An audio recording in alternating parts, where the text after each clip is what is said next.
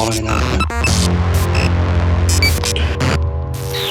has been paid for by the WZWA Network.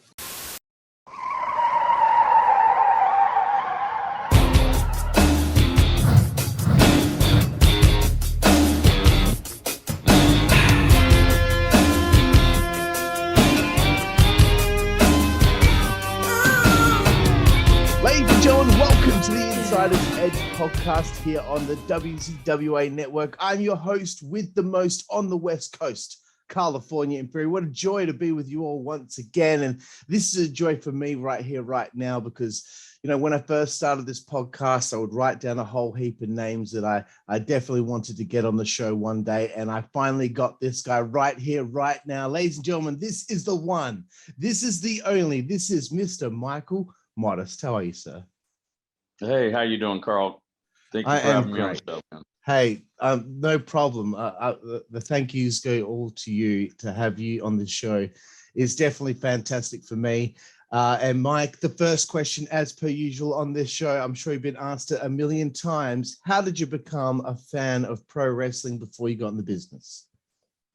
Yeah, when I was a kid, my uncle would come over, and my mom and dad, they never watched it, but my uncle would come over and he'd go, "Hey man, come on, let's go watch wrestling." And we'd go in the other room and watch wrestling with my cousins, and then whenever I'd go over to my uncle's house, my uncle Rocco, you know, we'd always watch wrestling, and so that's when it started. I don't know, probably 4 years old, 5 years old, somewhere around there. Excellent. And I guess because of those times, the bug may have bit you like it bit many other people, and it stays with you through your teenage years, I'm assuming. Does it get to a point where you get into your teens or your early 20s and you start to think to yourself, I have to try this out. I have to do this. And how do you go about trying to get into the business? Well, you know, so yeah, of course it followed me all through my teenage years and everything. And I had the pleasure of every, you know, Saturday or every other Saturday, I would head over to the liquor store with my buddies, and we would go try to see, you know, the new Pro Wrestling Insider or Pro Wrestling Illustrated, you know, magazine. And that was the only way, because there was no internet. So we didn't get to see guys that were wrestling in Florida and wrestling in Georgia and you know, we would hear about it through the magazines, you know, but there was no other way to find out. So the magazines were a big thing, and they were kind of like a treasure, you know, like it was I had a whole big box of these magazines, you know, and now everything is so easily gotten to, which is cool. But at the same time, you take it for granted a little bit, you know. You don't have that, because man, it was a big thing. It was really exciting to wake up Saturday morning, you know, eat some cereal, watch a few cartoons, and jump on the bikes and head on over to 7-Eleven or the, you know, and we'd hit all the liquor stores too. We'd hit 7-Eleven and you know, places down the road like mom and pop stores, and we made the rounds to make sure that, you know, we got all of the magazines that were out there, you know. And so it was really a special kind of time to be a wrestling fan in a way. And then in a way, now it's even better, because you get to see these guys actually wrestle. The independent scene has blown up because people through the internet are able to see guys that are just fledgling, you know, talent, just getting out there, you know. And so there's an explosion of independent wrestling happening all over the country. So it's kind of a neat thing to see as well. Yeah, definitely. There was definitely a charm to, I mean, I became a fan in the late 90s, but it was still kind of like that. There was a charm to being a fan back then where it was about the magazines and getting the tape trading and all that stuff. And I don't know, something exciting about waiting like 8 weeks for a tape to come from the United States to here in Australia. You'd be so excited by the time you got that tape and you'd wear that thing out. Right. But yeah. And I know I'm probably getting way off. I know you have other questions and stuff, but that's exactly how I became such a fan of All Japan Wrestling was through VHS tapes. And I would watch guys like Kobashi and Misawa and Akiyama, and I was just mesmerized by their talent. I mean, these guys brought sport to it, man. It wasn't all about entertainment. It was such a sport to them, and they fought so hard, you know, and it was just yeah. So I've been a wrestling fan ever since I can remember. I still am. However, I rarely watch the current product. Usually I watch, you know, stuff on YouTube, and usually I'm going back to old stuff, and I always trip on, I can go back and watch old matches and I can pull one to three things out of every match that I could use right now that would kind of be new, you know, and sometimes it's just the way you sell something or whatever, but I love watching some of the older stuff where it's more organic and less contrived. Yeah, that's such a great point, because that's what I think when I watch that older stuff as well. I get so into it, and I can't see anybody cooperating with one another. It feels more real, especially some of the Japanese stuff. Right. But as we were talking about the magazines and you getting a little bit older, was that where maybe the back of the magazine, I believe there will be advertisements for places to get trained? How do you find your way to get trained and get into the wrestling business? Well, you know, actually that didn't even happen when I was a kid. There was nothing in the magazines that told you where to go get trained or anything like that. What happened with me was a group of kids, basically, we all got together. There was this thing called the teen committee that was done in the city I was growing up in called Vacaville. And so the teen committee, you know, we approached them about doing like a wrestling show, you know, and they agreed, and they even came up with a budget to rent a ring, you know. So we started trying to figure out where to rent a ring, and we found a guy named Jerry Monty, who I was already familiar with.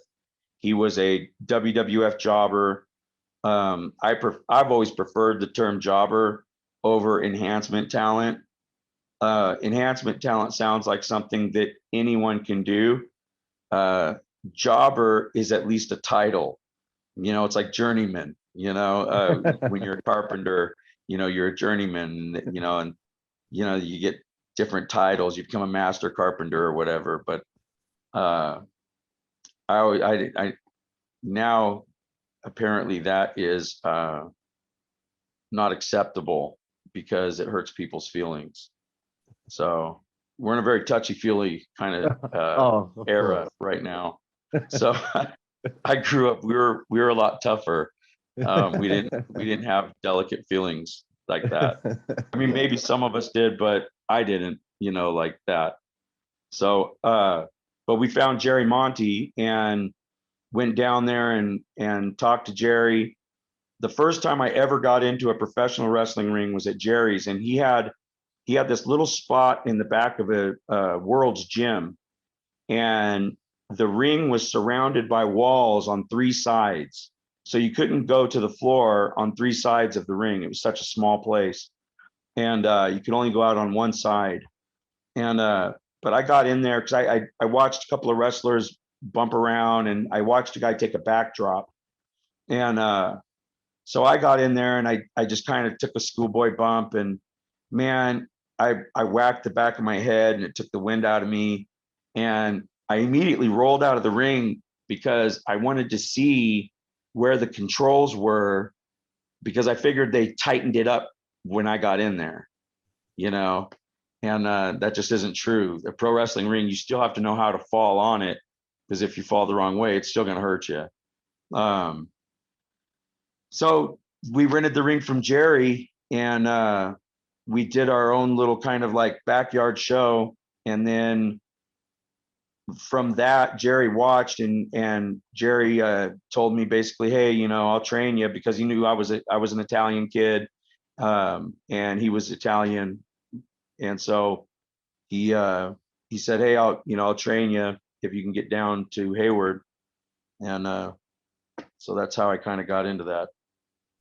Right. Awesome. So my research also told me that a guy by the name of Rick Thompson helped out with training. Is that right? Yeah. So Jerry was my first trainer, and Jerry trained kind of like, he wasn't a wrestler.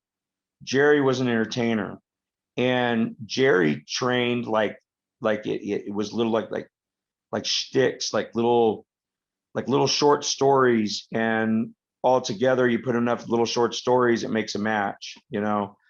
And so, for example, Jerry would do this spot a lot where the match would start off, the heel takes the headlock, tells the referee, Jerry's got my trunks, you know. The referee goes around the backside and the heel punches Jerry in the head. Jerry complains to the ref didn't see it. Jerry, you know, complains to the crowd, hey, you know, speak up here. And the crowd all says, yeah, we saw it. The referee's, again, sorry, I didn't see it. I can't admonish him for something I didn't see. So they do this again, and the same exact thing.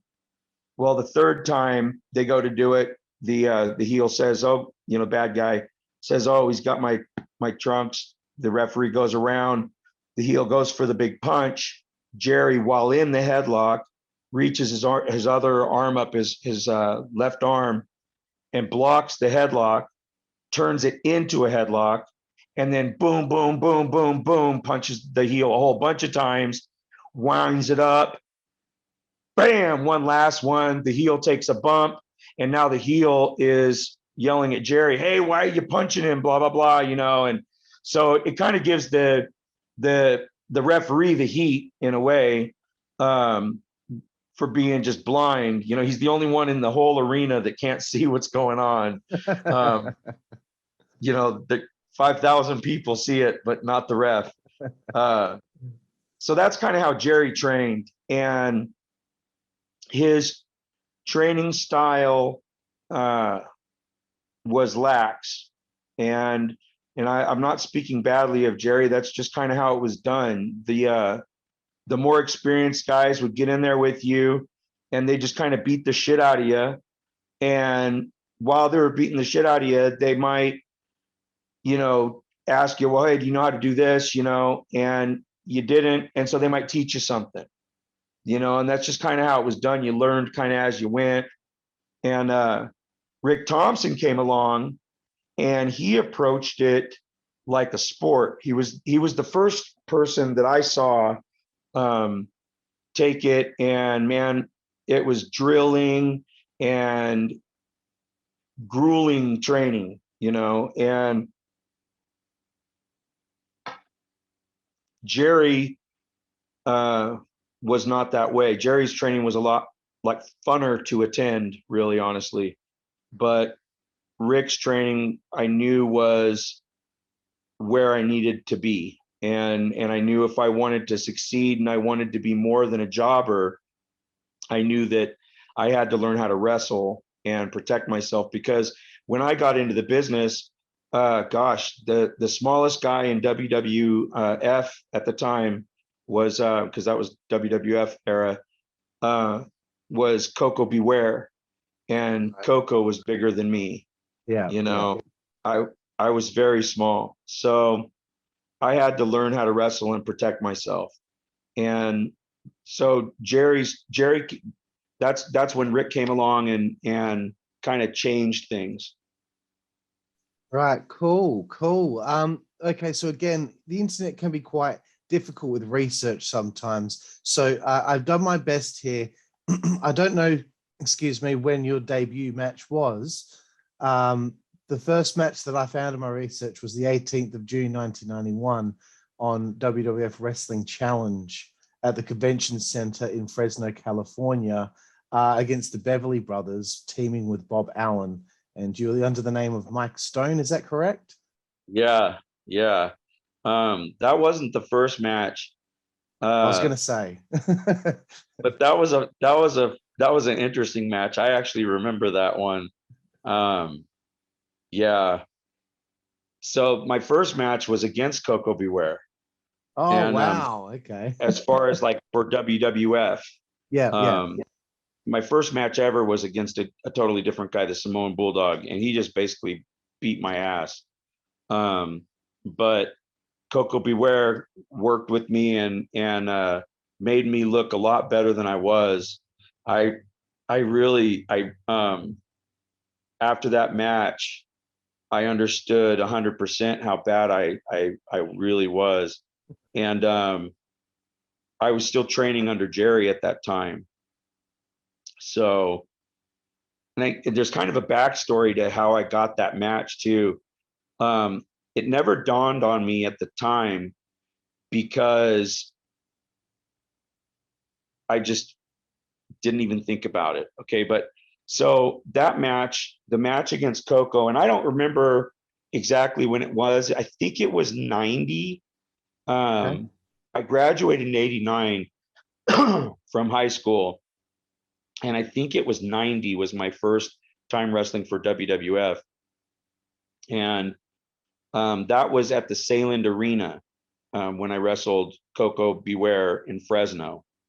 And the night before, I went to Arco Arena, and I was scheduled to wrestle. I ended up getting scratched off the board, and one of Billy Anderson's guys got put in there. Back in those days, there was a lot of like, Billy Anderson's an awesome guy, but everybody pushes for their own guys, Yeah. And so Billy Anderson had a school, Roland Alexander had a school, and or not yet, I'm sorry, Jerry Monty had a school, and so Billy was pushing for his guys. I ended up getting scratched, but I was still getting paid, so I stayed suited up, and I didn't want to stay in the like dressing room area because back in those days there was a lot of hazing, and so I didn't want to be the brunt of somebody's joke simply because I was standing around derp in my spandex. No, I'm not wrestling, but I just like sitting around and frill. I looked like a wannabe out of shape rocker. And so I kind of went and stood out by the garage and where all the rent-a-cars were parked and stuff. This was not like public parking. This was where the boys all were parking. And while I was standing out there, kind of leaning up against a post, Hulk Hogan, and man, it would have been so nice to have a cell phone back in those days to like just be able to sit there and talk to somebody or take a couple of photos of everything and talk to some, like just to be able to do anything other than just stand there looking stupid. Yeah, I can see that. Yeah. But I was just standing there looking stupid, leaning up against the post, killing time. And a limo pulls in, and out of the limo is Hulk Hogan, Brutus Beefcake, and Jimmy Hart. And Jimmy Hart and Beefcake, they just walked by me, and Hogan was starting to walk by me, and he just kind of stopped, and he looked at me and he says, "Hey, how you doing?" And man, I was, a little starstruck, honestly. And I was like, "Oh, I'm good." And he goes, "Well, you look nervous."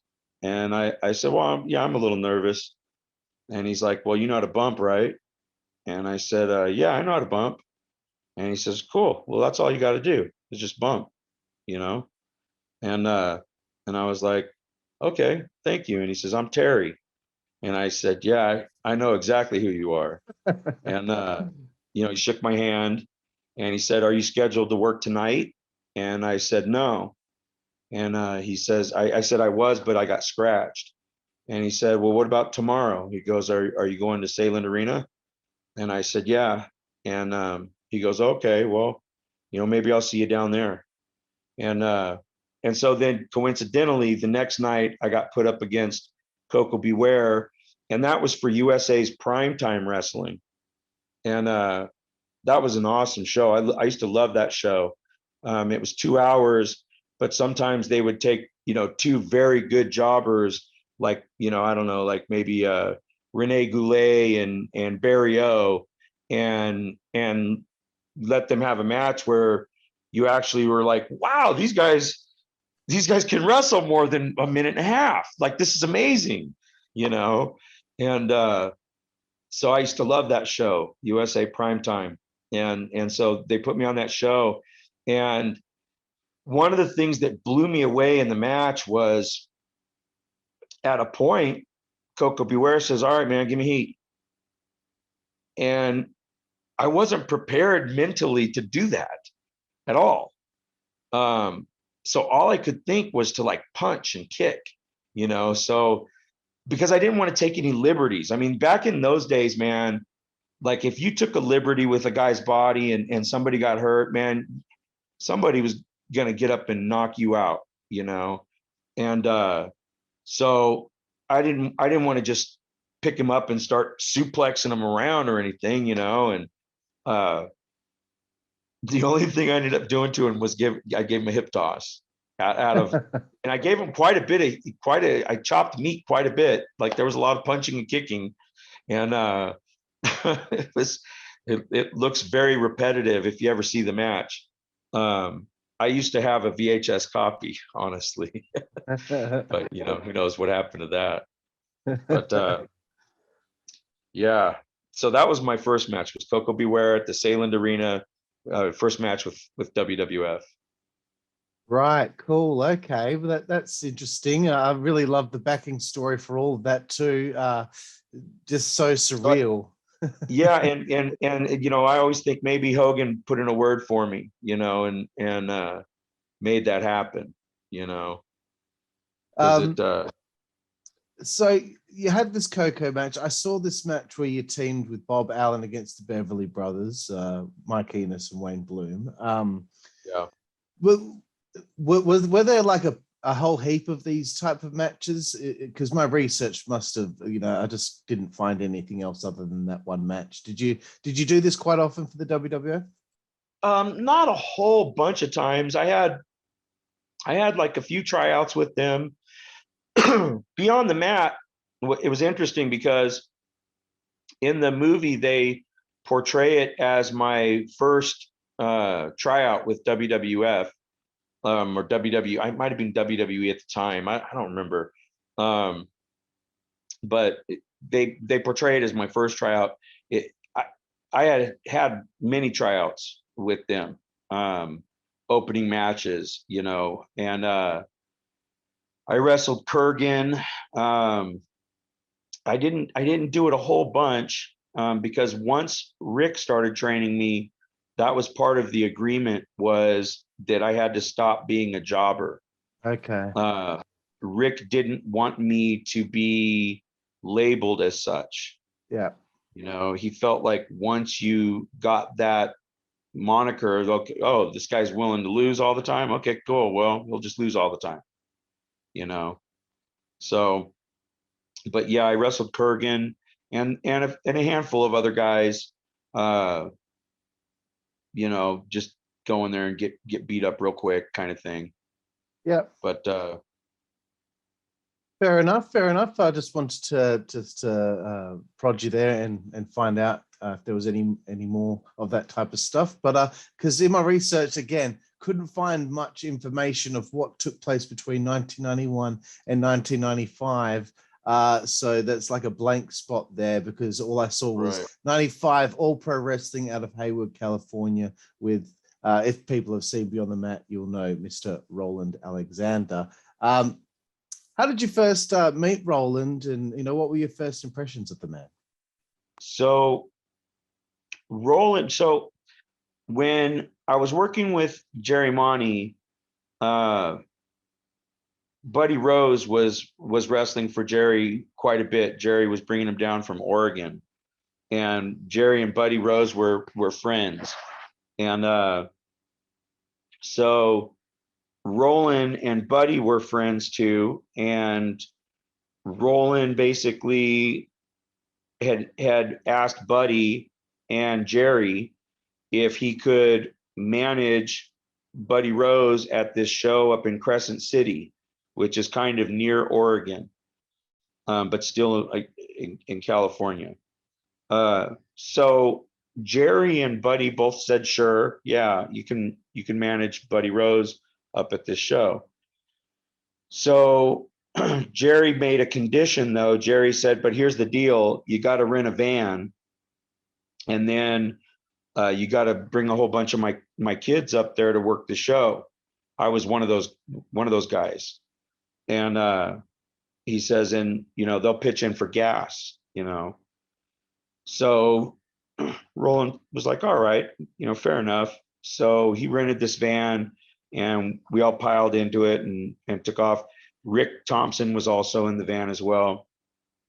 A buddy of mine, Mad Dog, Gary Costa, and a guy, the White Nightmare, Jamie Suitonu. There was like a handful of wrestlers that were in this van, and we all drove up there. And once we got to the fairgrounds, Roland was trying to get in touch with Buddy and talk to him, and Buddy was being very kind of elusive. And Roland finally, pinned Jerry down and was like, hey man, am I managing Buddy tonight? And Jerry said, well, here's the thing. You gotta, pay $2,500 and come to my school, and I'll teach you how to be a manager, and then you can manage Buddy. And that pissed Roland off. And on the way back from that show, Roland said, well, that's it. I'm opening up a wrestling school and I'm gonna put Jerry out of business. And so Roland did. He opened up a wrestling school. It didn't put Jerry out of business, but he did open up a wrestling school. Right. Interesting. Wow. I love, to you, that might just seem like a run-of-the-mill story. To me, that's the minutia I'm looking for in this interview. I love that.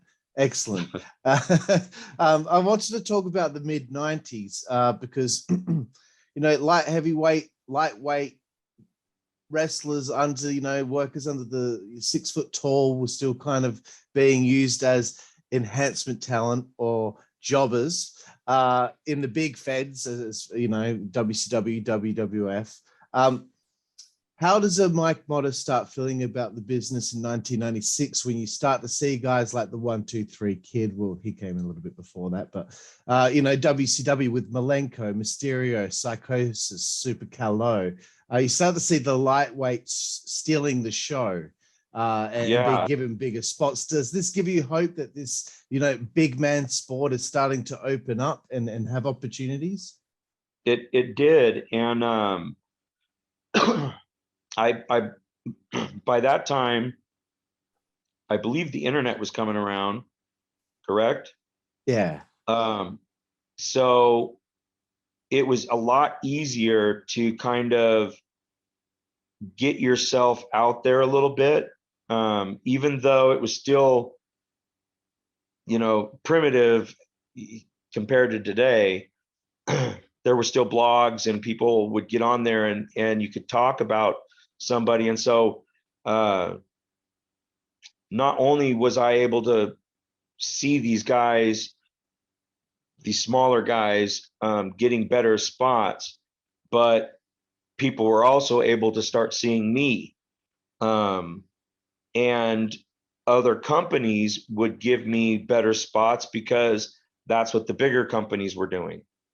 Whereas before, most companies were like, oh, well, you're 5'9", okay, 215 pounds, all right, yeah, we'll use you, we got somebody that, we can use you to job to, it was like that. They didn't think, oh, okay, well, yeah, we can put you into a decent spot, so it changed the business a lot, man.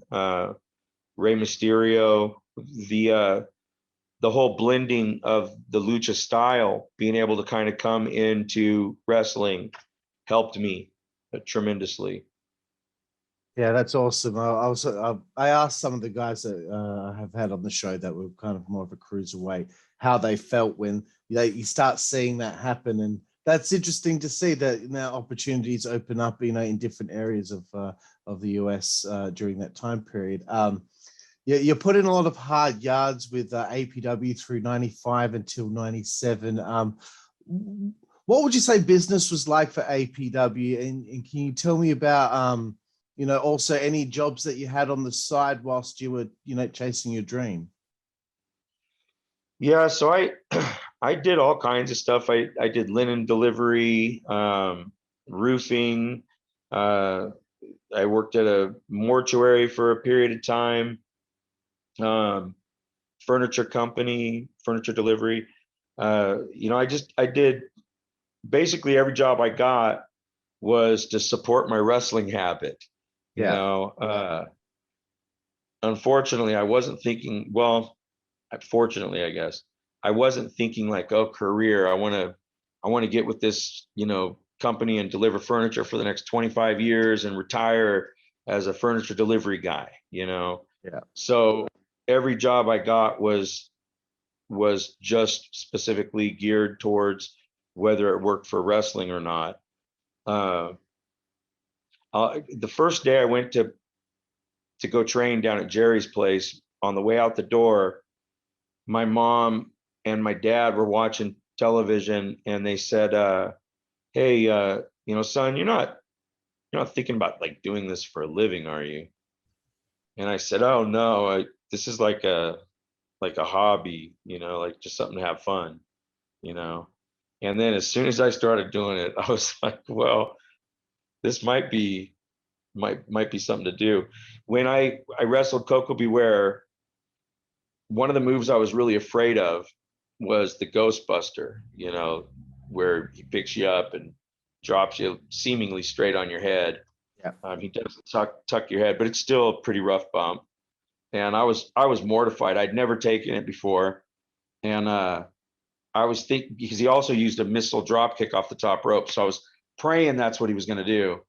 But I should have known with my size that he would want to pick me up, And so before the match, we didn't even get to talk before the match. And so that's what I'm saying, like what's a little bit different, now than then. We didn't even get to talk before the match at all. And the referee gave me the finish. He went over, he checked Coco when Coco came into the ring. He checked Coco out, and Coco told him Ghostbuster. He turned around to check me, and he said Ghostbuster. And so then my heart started beating. I was like, oh shit, But he hit me with the Ghostbuster, and I didn't know how to go up and hold for a suplex. So I knew that much, and I knew just to relax. I knew he'd take care of me, and he did. Boom, it was fine. And I remember that night I had to sleep on the floor in the hotel room, because I was like an extra guy that got to go. So the other two guys that were invited got to have the beds, and I slept on the floor. And I just remember laying there, because that morning when we woke up, we went and laid by the pool and got a suntan and swam for some exercise. Then we went to the gym, and we had, a nice breakfast, and then we went to catering at the venue. And then I wrestled. I took the Ghostbuster, and now I'm chilling in the hotel, and I get to do the same thing again tomorrow. I was like, this is amazing. I want to do this forever. I was like, this is an amazing life, you know? And it is when you don't have kids and all of that. But once you have kids, it does change the whole thing dramatically. I can imagine. I can imagine. And one person's name I wanted to bring up because it seemed like you were tied to the hip with this man through your time with APW, but also Noah, Donovan Morgan. It seems like he may mean a lot to your career, considering how much you guys did together. Could you tell me a little bit about Donovan? Yeah, man. So back when I got into the business, you know, we did a lot of things to make ourselves look super successful, and we weren't necessarily, you know, like I had a fake watch that was gold. It didn't work, but when someone would ask me for the time, I would just look as if it did, and then I would go, oh shit, and I'd tap it and I'd go, oh man, battery must have just went out, but it just didn't work. But it looked fantastic. You know, I had some gold chains, and I would dress real nice when I'd show up to the shows. I had a Camaro that it was a 4-cylinder, so it was crap. It only, I think it topped out at like 75, 80 miles an hour. It's just a horrible piece of trash. And but it looked fantastic. It looked like the Knight Rider car, you know. Very cool. So Donovan showed up at one of these shows somewhere near where he lived, and or one of his friends lived, and he went to the show and he dressed in a suit, and he came up to me and he said, hey, I'm going to start training at APW, you know, and I shook his hand and I was like, oh, right on, man, you know, like, I think you're going to be really successful. And he was, you know, he wasn't a tough guy. He was a little bit tender when he started, you know, but he toughened up fast, and he learned very quickly and was not afraid. Like, after a very short period of time, he understood that pain was a part of that sport and that art. You know, it just comes with it. So if you're uncomfortable with pain, then it is the wrong thing to do. In some ways, it can be harder than even like shoot fighting, like UFC, because if you're fast enough, strong enough, and good enough, you can hit the guy 3 or 4 times before he ever touches you and knock him the F out, and fight's over. And you don't even have to feel any pain. The chances of that happening, you know, pretty rare, and it doesn't happen too often, but it's possible. You don't have to take pain. The pain is delivered to you. In professional wrestling, you are signing an agreement to take pain. When someone, you know, suplexes you off the top rope, you know it's going to hurt. I took an Olympic slam off the top rope one time in Japan from Segura. He's the one that took the GHC Junior Heavyweight Championship from me in Japan, and that's what he used. And man, things like that, you know, like, they hurt, and but you get so used to it that it's just part of the exchange, you know. And so that's kind of how Donovan was. He very quickly, he just understood that that's part of it, and fear was not an issue for him at all. And he did a lot of the high flying stuff, even though he wasn't like a natural at it. He wasn't like naturally gifted acrobatically, but through determination, he would learn all these, you know, like a springboard moonsault or whatever. He would do it, you know, through determination and balls. Oh, well, thank you for shedding some light on him, because I wanted to bring him up for something that's in my research here. The 23rd of February, 1998, at the Arco Arena in Sacramento. You team with Max Justice to take on Robert Thompson and Donovan Morgan in a dark match for the 128th edition of WCW Monday Nitro. Just for those playing at home, how was the experience of doing? I don't know if this is your first experience at WCW, but in comparison to the WWF, how would you compare the two, and what was this one like? Well, that was the first time that I got to work for that company, and it's weird because sometimes I almost forget about that whole thing. I almost forget that it even happened. But the coolest part about it for me was that Paul Orndorff respected us and liked what he saw. We had a pretty decent match, man. I thought we had a really good match. And Paul Orndorff really liked it as well. There was a lot of politics going on. The right people weren't watching. It was a strange company at the time. It was like you had to have not just one person watching, you had to have multiple people watching. And it was like almost like a board, and that you had to kind of go through, that almost wasn't even official.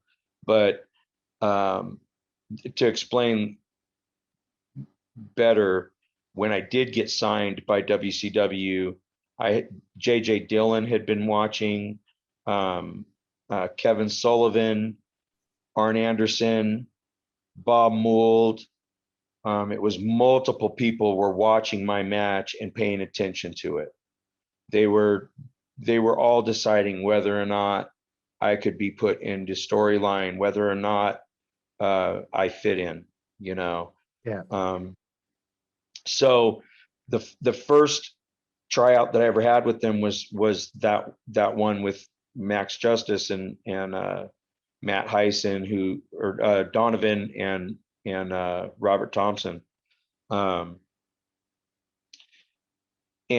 it was really dismissive, except for Paul Orndorff. Everything sucked except for Paul Orndorff. Paul Orndorff basically even apologized and said, you know, there's a lot of politics happening here right now, and the right people weren't watching, you know.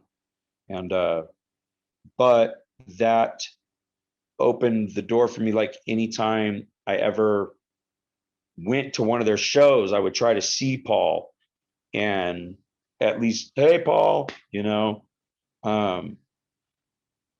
So it was a really important tryout. Really, a lot of times it's not about what happens to you at that tryout, it's that now a few people know you or recognize your face, and the next tryout you might have more people interested because they do recognize you, you know.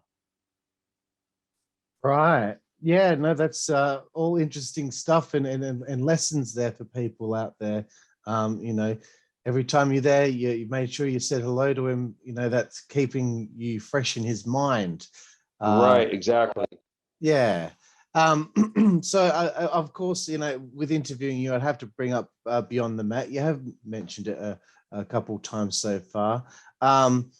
You know, this is when me and my friends first were made aware of you, and Tony Jones, of course. I remember when we watched it, we were really behind both of you. We really wanted you to see you succeed. I don't know how old we were at the time, maybe 13, 14. So this is like a really big film for us to see because it was very eye-opening. When you look back at Beyond the Mat now, you know, how does it make you feel, and your inclusion in the film? Well, honestly, like one of the things that, it's gonna sound so stupid, but one of the things that I think is so cool about being in that movie is, you know, like anybody can be in a movie, right? But I got my fucking cats in the movie, man. Like that was cool to me. To see my cats on the big screen was just priceless. And to know that, like, even though they're both gone, for many years now, I they're right there still. Everybody will see those cats. And when I was wrestling for WCW, there was a show that I showed up, and Terry Funk was there. And Terry Funk saw me and he goes, "Mike Modest, God damn it." He goes, "You know what? The biggest pop in that damn movie is you with them fucking cats." He goes, "Every time they see you waking up with them cats, it's a big pop in that fucking movie." And so that was really cool, because that was the first time I ever met Terry, and he already knew who I was. So that movie did a lot of really cool things for me. And but yeah, that it was really an interesting time too, because so let me give you a backstory about that tryout. Right?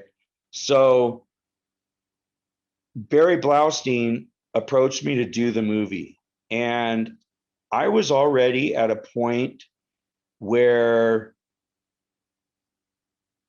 I wasn't marking out for different opportunities. Like if I was going to be a part of something, I wanted it to serve me in some way. And Barry had already made it clear that there was really no money to be made by being in this film. So I was just like, okay, well, if there's no money, then there's no reason for me to be in it, unless I get like 10 minutes. I need 10 minutes of a tryout. Because what happened a lot of times to me is I would, before the match, they'll tell you, okay, you got 10 minutes for your tryout, for your, and for your dark match. And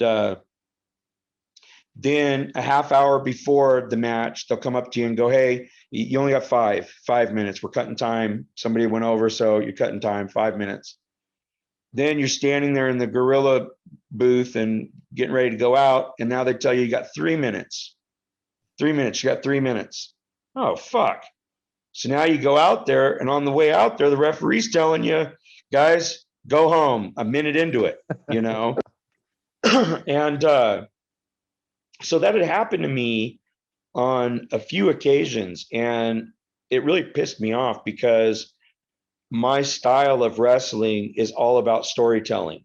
I don't come out and do a triple Lindy backflip, neck breaker right off the bat to catch your attention. That comes at the end of the match. Joking, I don't ever do that shit. But I'm big on telling a story in the match and trying to get pops from that, from people watching the story develop, and then they go, "Oh, wow, I see what just happened." In a way, I draw back on Jerry Monty and the way he structured matches for that, whereas Rick could go more on the fly because he was a real wrestler. And Jerry did a lot more storytelling. Rick would, of course, concentrate on a body part and tell a story that way. And that body part would likely have some involvement in the finish of the match. I'm sorry, I kind of got off base. What was the question? Where were we?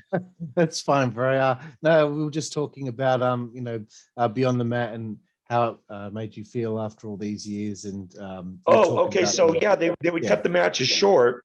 They would cut the matches short, and I would never be able to tell the story, and I would never have enough time to win over the fans, because I'm this unknown guy walking in the ring all of a sudden, who's kind of short, stocky fella, So I made an agreement with Barry Blaustein. I said, well, I want at least 10 minutes. I want 10 minutes of a tryout, So he agreed. That was the story from the whole, from the time we got there, we were supposed to have 10 minutes. Yeah. When we got to the gorilla booth, we were supposed to have 10 minutes.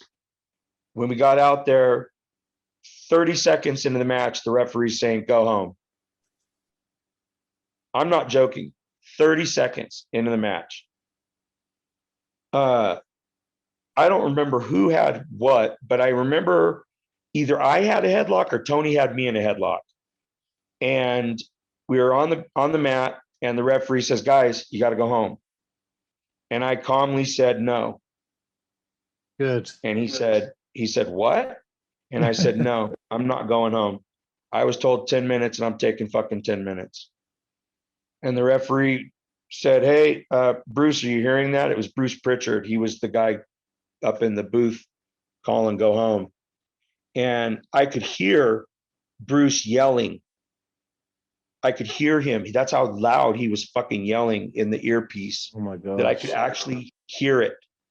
Him saying, you fucking go home. Does he know what fucking go home means? Fucking go home. Go home. Go home. And nope, me and Tony finished our match. We did our match. Good. And I knew that here's what I thought. Okay. I knew that Draws was going to be the star guy of Beyond the Mat. I knew that Draws was involved. I was privy enough with the internet that I had learned about this. And I recognized almost immediately that I was going to be the sad sack. Wah, wah, wah. Poor Mike Modest. He just sucked. Look at him. He wrestled for 30 fucking seconds and couldn't do it. They just fucking sucked. And that was going to be my fucking role in Beyond the Mat. And I saw it coming, man. And that's why I said I wanted 10 fucking minutes. And when they called go home early, I knew I was fucking right. And I was like, fuck you. You guys don't want to hire me, WWE? Fuck you. I'm going to take my 10 fucking minutes. And at least on this documentary, they're going to have to explain why I didn't get a fucking job, because I looked like I should have got a fucking job. Yeah. Especially when people started popping. But the reason I didn't get a fucking job was because it was right at that cusp of that time, with the whole size thing. But right after, soon after that, Spike Dudley ended up getting into WWE, and they did start really welcoming the smaller talent. But that's kind of the way I just felt. I was like, man, I've had so many tryouts with this company, and they apparently don't want to hire me. I just don't want to be made a fool of in this documentary. That's all. Yeah. Like, that's all I'm asking. Don't make me look like the schmuck. Yeah. And I don't think, I don't know who was in charge of trying to cut the match that short, but I wasn't going to let that happen. And so we finished our match, and they never hired us. And I got a lot of heat about the NBC Wrestling Expose, NBC Wrestling Secrets Exposed. And that kind of sealed my fate with WWE, at the time. But WCW hired me after, and so did Noah. Yeah. Yeah, well, that's great. I just love that you stuck to your guns there. That's my favorite story so far in this interview. I love it. Sometimes you have to in any industry, really. There's times where you have to stand up for yourself. You can't take it up the ass and not at least get a glass of wine. Great analogy, but yeah, because either way you weren't going to get the job. Either way you weren't. I realized it. Yeah. So you might as well.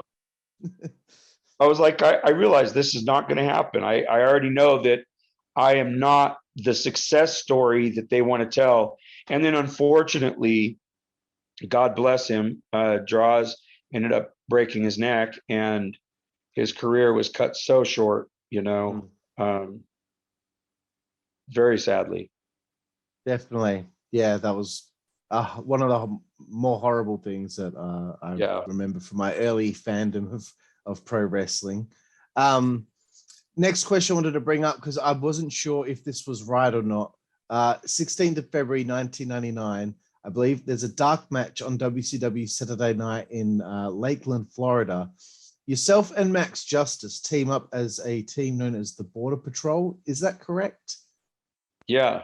Yeah, against Barry Horowitz and El Dandy. It's because it just seems like it was a once-off, so I just wanted to know if there was any story behind this. Yeah. Gosh, man, I can't even believe that. That was so long ago. Yeah. I mean, I barely even remember the match. I always loved working with Barry Horowitz. Barry Horowitz is amazing. Gosh, I'm trying to remember El Dandy. And where was this? I was in Lakeland, Florida. Lakeland, Florida. Gosh, I don't know. I don't know if that was me or not. Really? Because it says you and Max Justice portrayed a team, the Border Patrol 1 and Border Patrol 2 with the character names. I don't know. It says it was a dark match, so. No, okay, so so the whole Border Patrol gimmick, there was a team in WCW that did it like almost simultaneously as Max Justice and I were doing it out here in California. Right. And that was a whole different team. That was a team in Florida that that wasn't us.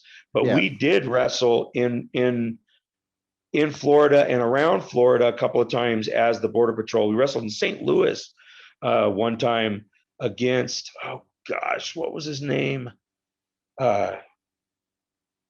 Gosh, I can't remember his name. He ended up being pretty successful in WCW too. Lenny Lane. All right. We wrestled against Lenny Lane and some other guy. I don't recall his name. But so yeah, that's why I got a little confused. It sounded familiar, but no, that wasn't Max Justice and I. That was a different team. Okay, fair enough. Yeah, it looks like I'm just doing some research now. It looks like there's interestingly enough to it. Another little side note of that too. So I wrestled as the Border Patrol for CMLL. I wrestled in Puerto Rico as the Border Patrol. I wrestled a few places as the Border Patrol, and also went to Mexico and wrestled for a company that Conan was working with. I don't remember who it was. It might have been AAA. Yeah. But so I wrestled with that gimmick a few times, and Donovan one time portrayed my partner, Max Justice, at another time. And then a guy who used to make highlight videos for me stole the gimmick and trademarked it, and actually sent me a cease and desist to not use the gimmick anymore. I told him I'd like to slap him upside the head with a phone book. But honestly, it didn't matter to me. I wasn't using the gimmick anymore at that time. And so I just chalk it up to he's an asshole. Excellent, bro. It's funny stuff, bro. Okay, next thing I wanted to bring up, I know I've taken up a lot of your time so far, so I really appreciate it. Again, research shows to me that you worked in late 99 and early 2000 for XPW there in Los Angeles. Believe yourself and Donovan were there at a show called Dismembered in November in Ventura, California. Yeah. And I believe the last match was against Jake Lawless at Abuse of Power on January 29th. Do you have any stories of working for Extreme Pro Wrestling? Well, I'll tell you, man, it was the most exciting company I ever worked for. for sure. As soon as I would get to the building, Donovan described it as walking into hell. He said you could feel the evil.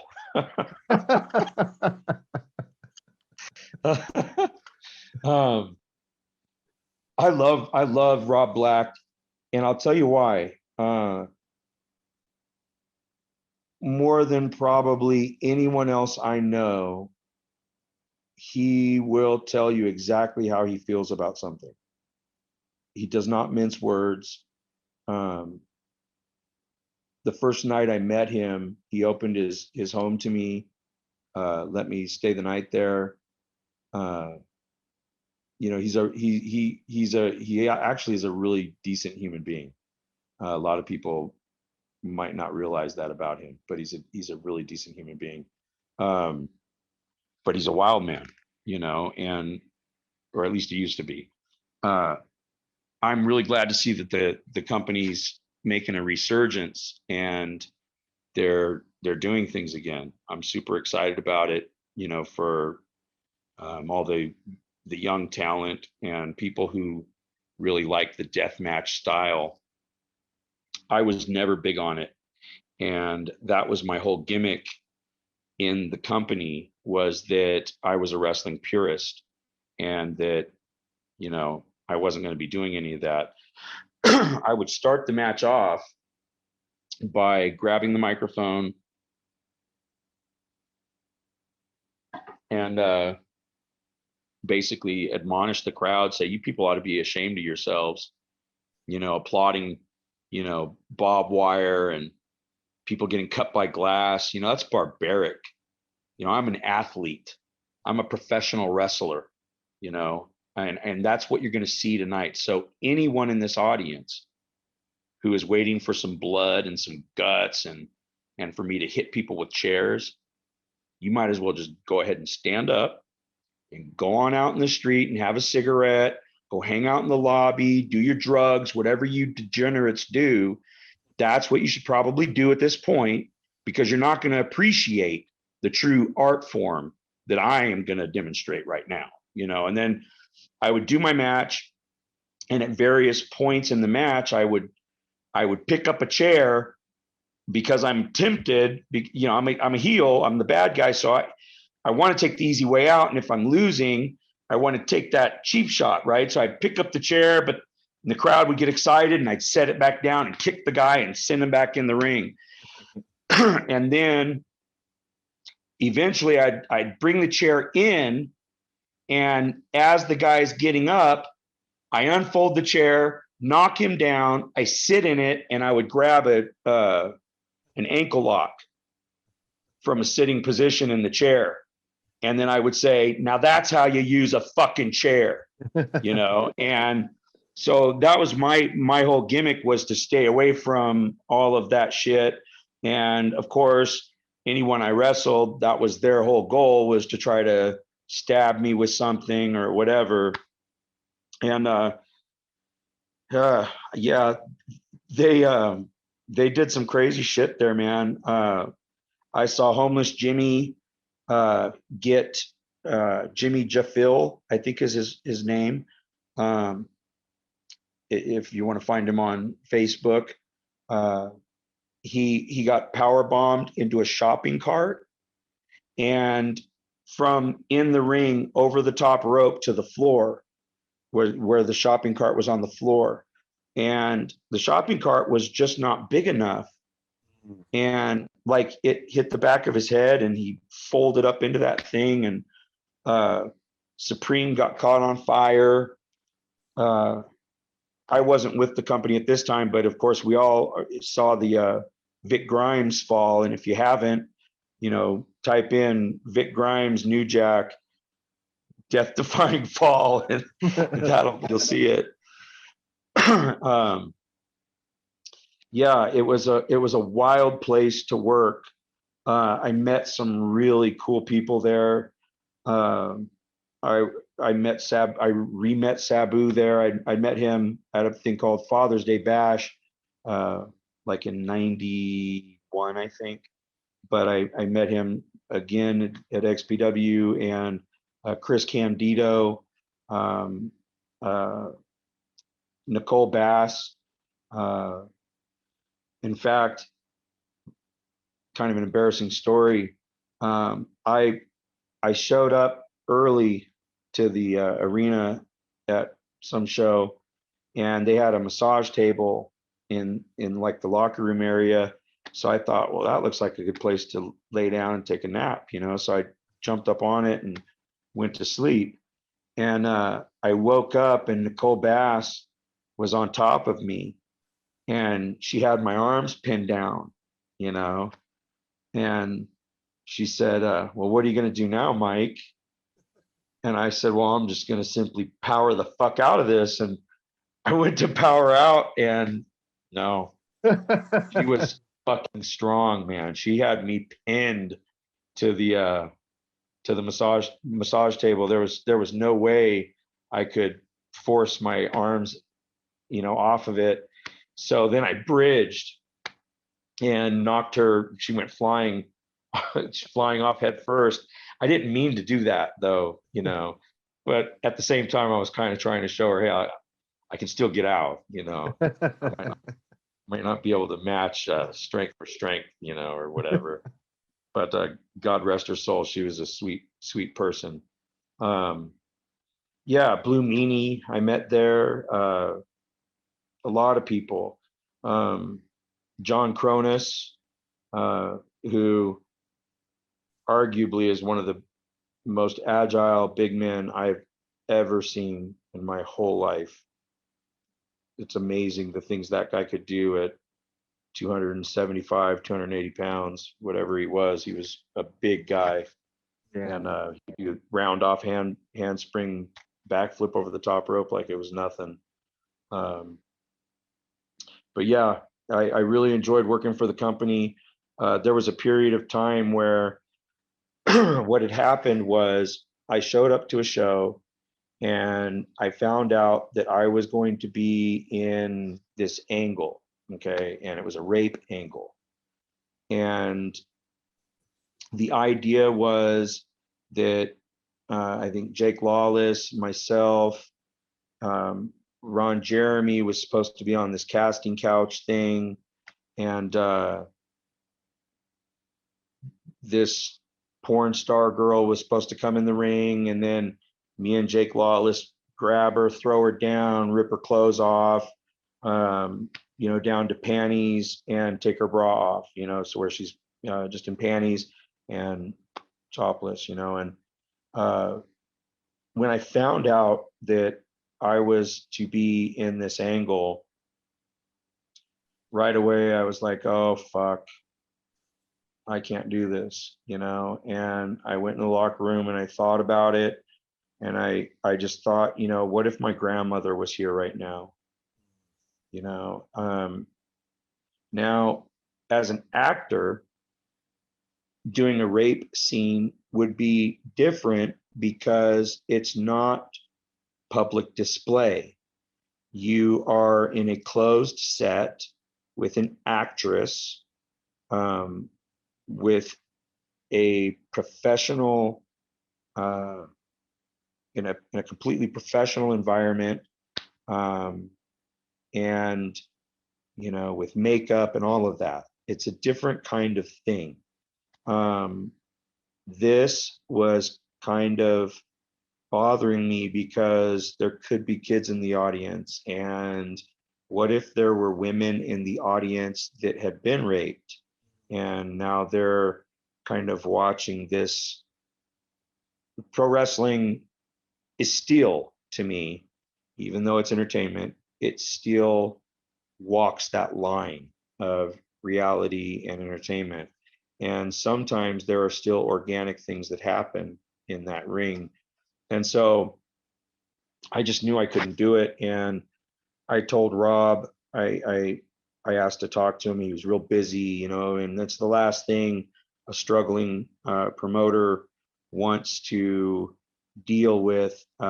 His porn company was doing fine, but he was funneling a lot of money into this wrestling company that really wasn't catching on yet. And I mean, we would get some people there, but he was flying in guys from New York and flying in guys from back east, and so it was pricey. So I told Rob that I couldn't do it. He got pissed off right away, and he was like, "Well, fuck it then. You're out of the fucking thing then. Blah blah blah." And I pretty much knew. I was like, "Wow, okay, so I'm done with this company." Obviously, like he's pissed, and Rob was the kind of guy that you don't want pissed at you. And working with him, you don't want to do that. He comes from New York and the porn industry, and a lot of money, and so I just knew that my time there was probably done at that point. And they went ahead and did it, and from my understanding, they actually got in some trouble for doing that. It is illegal to portray a live exhibition of rape in the state of California. So it ended up being an illegal thing. And I was really glad that just because of my morals, I wasn't involved in that illegal thing, because that would have really sucked, especially to have had that little voice tell you, hey, don't do this. And if I would have ignored it, that would have been a tragic thing. So yeah, so that ended my time there. And Donovan stayed for a while longer and ran a training school for them. And our thinking was, we were already kind of thinking like as a tag team in a way, because I was his trainer. And I had kind of told him, I said, well, man, I said, Rob's pissed at me now.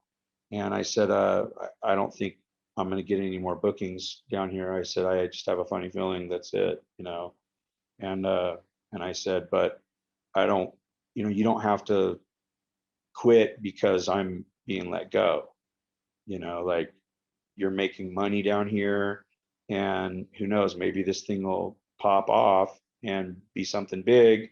And maybe you can convince Rob, hey, Mike's not such a bad guy later on down the road, and pull me back in, and so Donovan stayed down there and tried to make a go of it, but shit was just, it's just crazy when you're trying to run a porn company and a wrestling company simultaneously like that. It led to a lot of interesting situations that just kind of didn't work out. In fact, so here's a stupid story.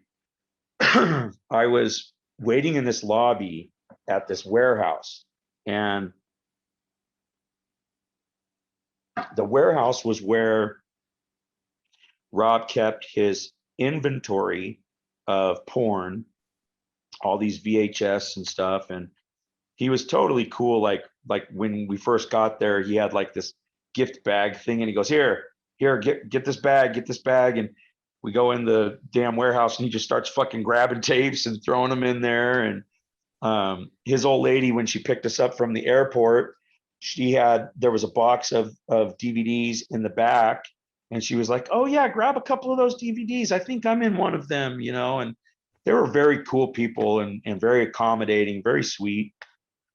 And so I'm at the warehouse, and at the warehouse they had the inventory, and then they had these mock like rooms set up in the warehouse. So like there was a living room set up, and then there was a bedroom set up, and they could move the furniture around, like take the white furniture out and put in oak furniture, and make it look like a whole different bedroom. They had like, I don't know, 4 or 5 of these little rooms set up, to look like different places, a kitchen. Then they had this like little lobby area, and that's where I was sitting, waiting to do some promos, because he had another area set up for XPW where we would do promos. We did publicity shots and stuff like that. And so I was sitting there in that little, in the waiting room, and this very, very pretty Asian girl came in, and she sits down, and she's very nice right off the bat. I was actually like very shy because she was just so stunningly pretty, very gorgeous girl.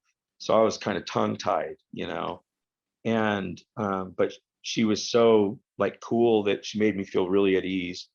And we start having this like regular conversation about life, about the weather, animals, unicorns, just cats, stuff like that. And then this guy comes in and he says, sweetheart, which kind of lube do you prefer? And she says, oh, I really don't care, but I guess Astroglide or whatever it was that she picked. I think it was Astroglide. And he was like, okay, honey.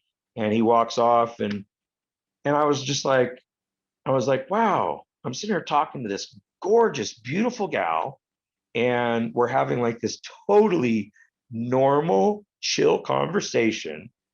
Meanwhile, she's about to get butt fucked.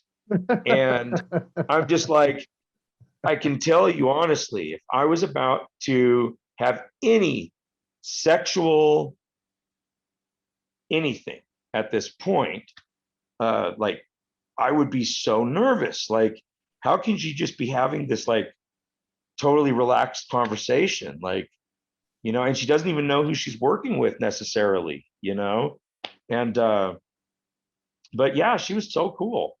And but that was just kind of the vibe working there, Tremendous story, bro. Tremendous story. I better get back to some WCW talk now, because I have taken up a lot of your time. So again, I appreciate it. 21st of March 2000, TD Waterhouse in Orlando, Florida. You defeat Elix Skipper on an edition of WCW Worldwide, and then 6 days later, you debut on Nitro, defeating the artist formerly known as Prince Ikea. This is just before that Russo Bischoff thing. So I remember seeing this edition of Nitro, seeing you on there, and then being like, oh, great. But then it was confusing as a fan that I didn't see you after that, after you'd beaten the guy. You beat him. Right. You didn't come back onto the TV show until January of 2001. So tell me about that situation. It was really amazing, because to me, it was the first time that you ever saw a major company not have consistency of any kind in story. Everything just got all fucking screwed up during that time. So what happened was, when I first got brought in, I was brought in by Kevin Sullivan and Bob Mould, and they had big plans for me. They were going to put the Cruiserweight Heavyweight Championship on me, and I was going to be kind of like this little miniature Big Papa Pump. And they were going to have me and Candido start tag teaming. I had very short blonde hair at the time, and so they were going to have me and Candido come out with Scott Steiner. Every time Scott Steiner comes out, he's got these two little blonde dudes that come out with him, like that are his little minions, and we're the little shit disturbers, but we're the ones that can job now. Anytime they want Scott to go down, now he doesn't have to job. I already assumed I was probably going to be the job guy between the three of us. Chris was pretty established as well. But I didn't mind. It was going to be a good spot. And then I found out they were going to put the belt on me. And that was at South Padre Island. So when I beat Elix Skipper, that match, I wish I could see that match on the internet. I wish it was on YouTube or something. I can get it for you. Oh man, I would love that. I've never seen that. I mean, I've seen it back in the day, but I haven't seen it in forever. And it was an almost perfect match. I've never had a perfect match, and I can always find something that I should have done better or that I could have done differently that would have improved the match. And when I watched that match, he does a spinning heel kick, and I took a shitty kind of bump with it. The bump wasn't as good as the spinning heel kick was, so I felt bad, and so took away perfect match status. Other than that, though, it was pretty good. And when I went back, behind the gorilla booth, and Arn Anderson was there, and he said, "Mike Modest, good match." And I said, "Thank you, Arn." And I walked down, and JJ Dillon told me that he went out and watched it live, and that he said it was very impressive. And he said, whenever I really want to watch someone wrestle, I don't watch it on the monitors. The monitors don't give you the real feel of what's happening.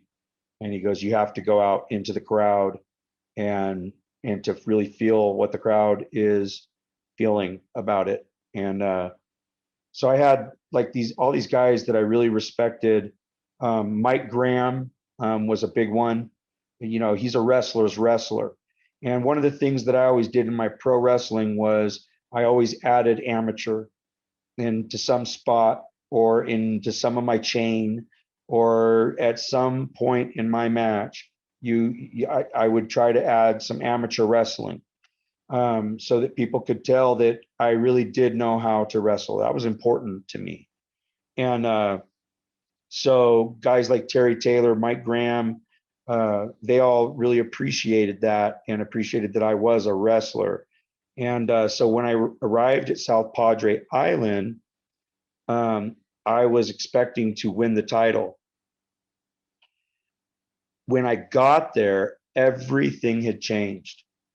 Kevin Sullivan had been fired. Yeah. Bob Mould had been fired.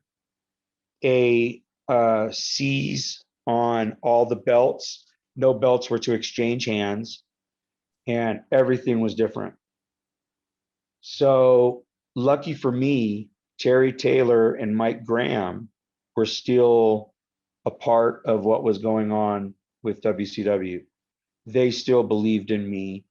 And so they decided that the match I was going to go over, but that it would be a non-title match so that they wouldn't be in trouble.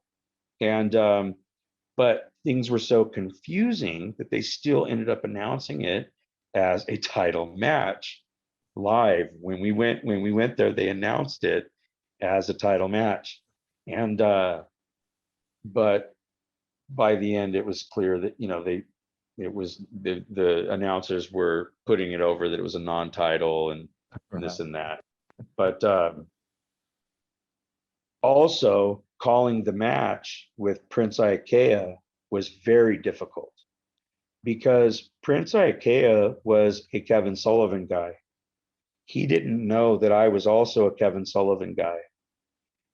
He assumed that I was some asshole Bischoff and Russo guy that now they were bringing in. They were going to have me go over on him and probably take the belt in the next week or two. So talking over the match was just like pulling teeth. And everything I suggested, he didn't like.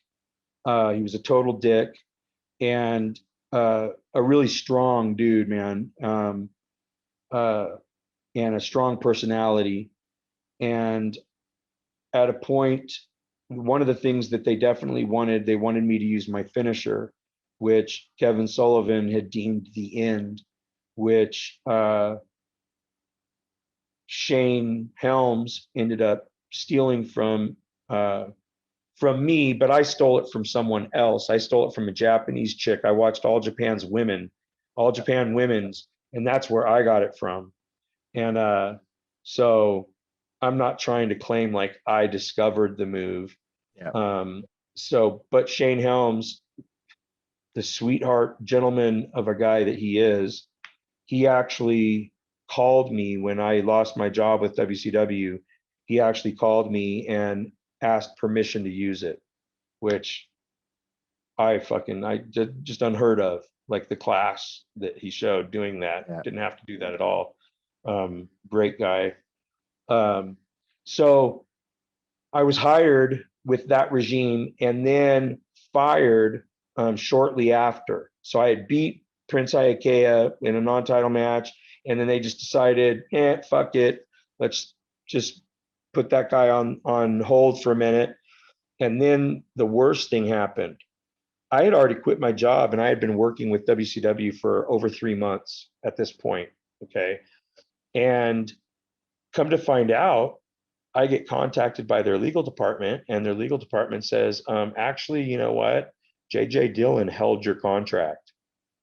So you signed it, but it never got finalized. So that effing sucked.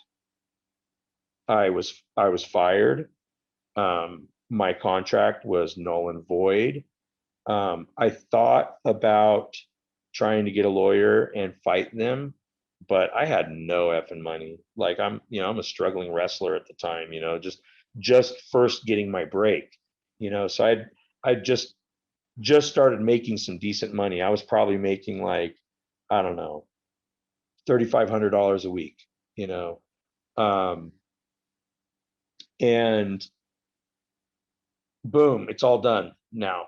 And I've got a wife, I've got, rent, I've got car payment, and I had to go begging my job back. I had to go begging, like, oh, yeah, I thought I was going to be a pro wrestler. It was cool being on TV for, fucking a month or whatever it was. But now I'm back to, being a purchasing manager at a furniture company. And that was a real effing bummer, man. And then when I ended up going back was under Bischoff's regime. I had talked to Kevin Sullivan, and I just love Kevin Sullivan. And here he is, he's lost his job, like for real, lost his job with no hope of getting it back. And he's telling me, hey man, don't worry, watch, they're going to hire you back, and then you'll be their fine and not my fine. So sure enough, Terry Taylor contacted me maybe 6 months or 3 months, I don't remember, but he contacted me a period after that, and offered me a job, and then my contract was finalized that time.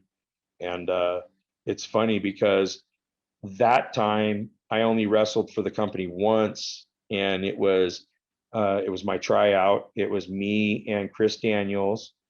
And that's when Chris did the backflip and landed on his head. And I get heat sometimes for hitting him in the shoulders following that. But people are such marks. My shit looks so good that you think I hit him hard, and I didn't hit him hard at all. I barely touched him. And the reason I hit him where I hit him was because I wanted to see if he sold it. It was so light of a shot that if he sold it, then I knew his brain was still in the match. Yeah. If he didn't sell it, then it would look stupid, because I was asking him as I was approaching him. I was like, are you okay? I was just not moving my mouth a whole lot, and my back was to the hard camera. And I asked him, I was like, are you all right? And he said, yeah. And so I gave him a little shot, and he sold it. And I thought, okay, we're all right. And 30 seconds after that, he told me that he couldn't really feel his right arm. He had a stinger. And if you watch during that match, I'll tell you what a amazing athlete and performer and entertainer Chris Daniels is. He does a skin the cat. He runs, jumps, hits me, with like a kick through the middle rope. I go down. He skins the cat with one arm because his other hand is dead. So you can see he flops it over the top rope like this, just hoping to kind of hook the top rope as best he can. And he does a skin the cat with one arm. Then he pulls himself over to a plancha with one arm and fucking planchas on me. Like, are you kidding me? That's why I never did that shit, because I'm not that kind of athlete. I'm like a short, stocky guy. I'm good at, wrestling you on the mat, but I can't do like little skin the cats with one arm. Come on. One arm pull up, basically.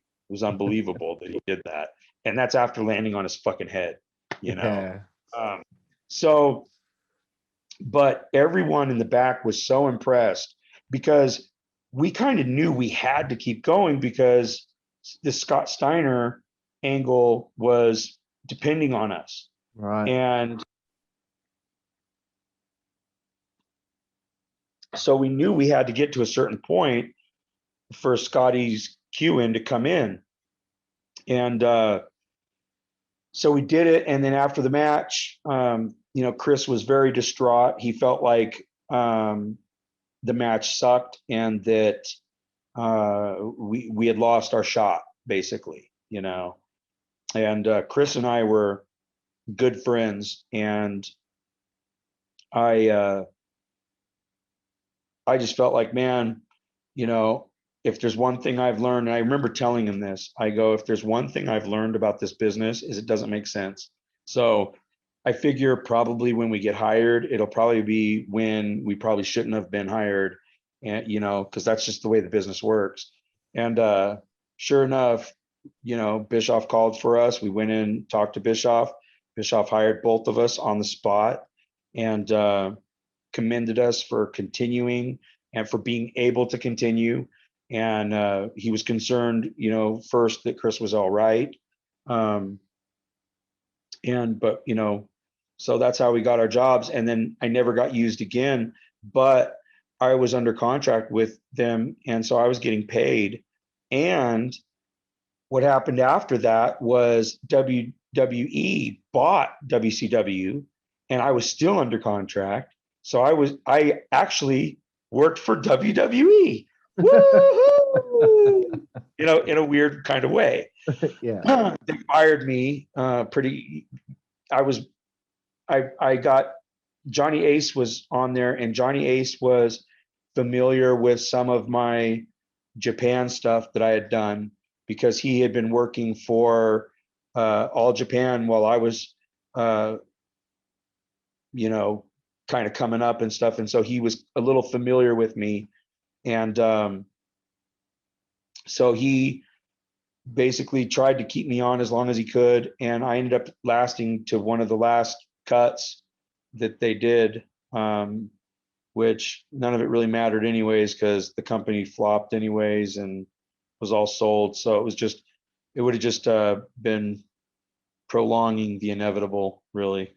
Yeah, I can understand. And I've spoken to a lot of guys that just finally started getting a little bit of a break or getting on TV, getting on pay-per-view for WCW just right at the end there, guys like Alan Funk.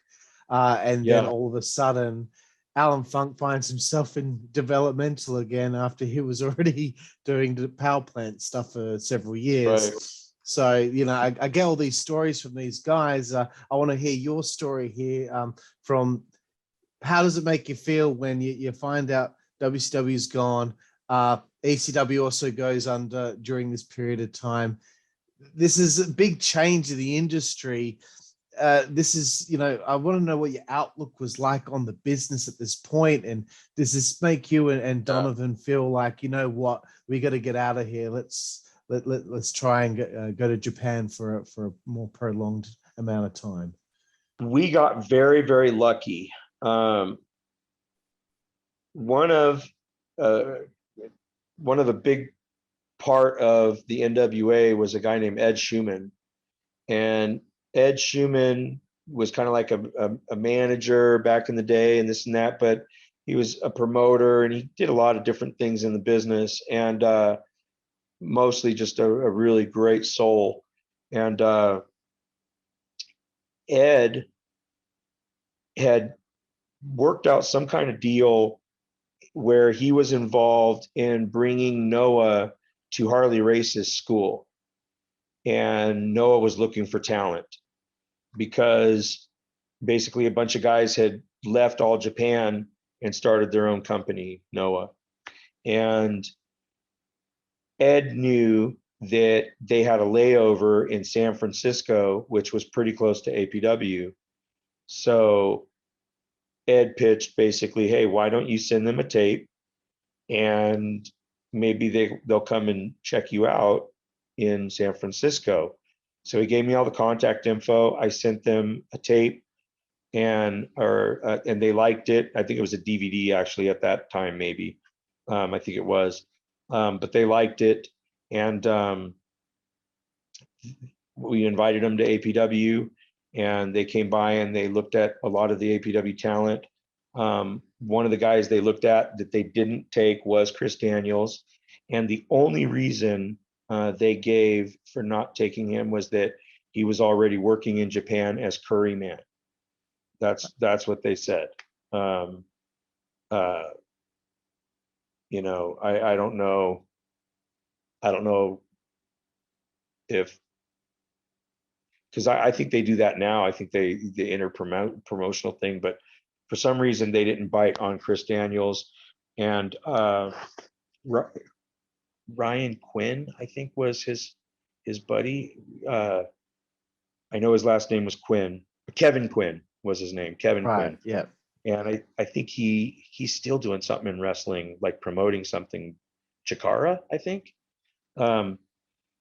possibly. But they had a great match, and I would have signed them, but they didn't get signed. But Bison Smith did, I did, Donovan Morgan, and a few other guys got to go for a tour or so, but mostly it was Donovan, myself, and Bison that got hired by Noah. And we were very fortunate because that was a rough time in the business, man. There wasn't a lot of options. There just really wasn't. Right. Yeah. Yeah. I always find it interesting because I've had a lot of guys like from the Florida indie scene on the show from that time period. And, you know, now all the options just all of a sudden got quite small in the United Right. States when this went down. So, but yeah, that is great that you got this opportunity. And I just wanted to ask you a little bit about the experience in Japan. You were there for, you know, nearly 5 years or so. Yeah. Tell me just some stories of your time in Japan. Well, man, I'll tell you, I love the culture and the people. It can be a little frustrating at first when you don't understand the language and you don't understand the culture. A lot of times it can be a little frustrating, you know, but it's an amazing place. I hope to visit it again one time because in a way it's a home to me. The company Noah was, in my opinion, the best company, like as far as talent wise. I think that Noah at a point had just like the best talent there was. Some of the matches that they had were awesome. Naomichi Marufuji, Jun Akiyama, Yoshinari Ogawa, Mitsuhara Masawa, Kenta Kobashi, Taue, all these guys, Izumida, all these guys are like brothers to me, you know. And when I found out Masawa died, it broke my heart. It was just the easiest company to work for, you know. There were bummers about it. they definitely let you know that you were a visitor, that even though we were a major part of the company, that it was not our company. It was the Japanese guys, it was their company. And they would sometimes have these meetings where all the gaijin foreign talent would all be excluded. And they, all the Japanese guys would go into a room and, learn this or that, and they would get on a bag of chips, or they would get this little commercial deal or something like that. Just like little perks that we weren't getting. And so that part of it sucked. But as far as like just the way the company was run, the way it ran, the simplicity of, because it wasn't super story driven, the stories are slight. They're not in your face, like you don't have a guy getting in the ring going, "You stole my girlfriend, now I'm mad and I'm gonna come after you in a barbed wire electricity match." Like, it's not that kind of story. The stories are subtle and a little more believable. So a lot of times you don't even realize you're part of a story in a way. They do these little things and then you go, "Oh, I see why they did that. That makes sense now."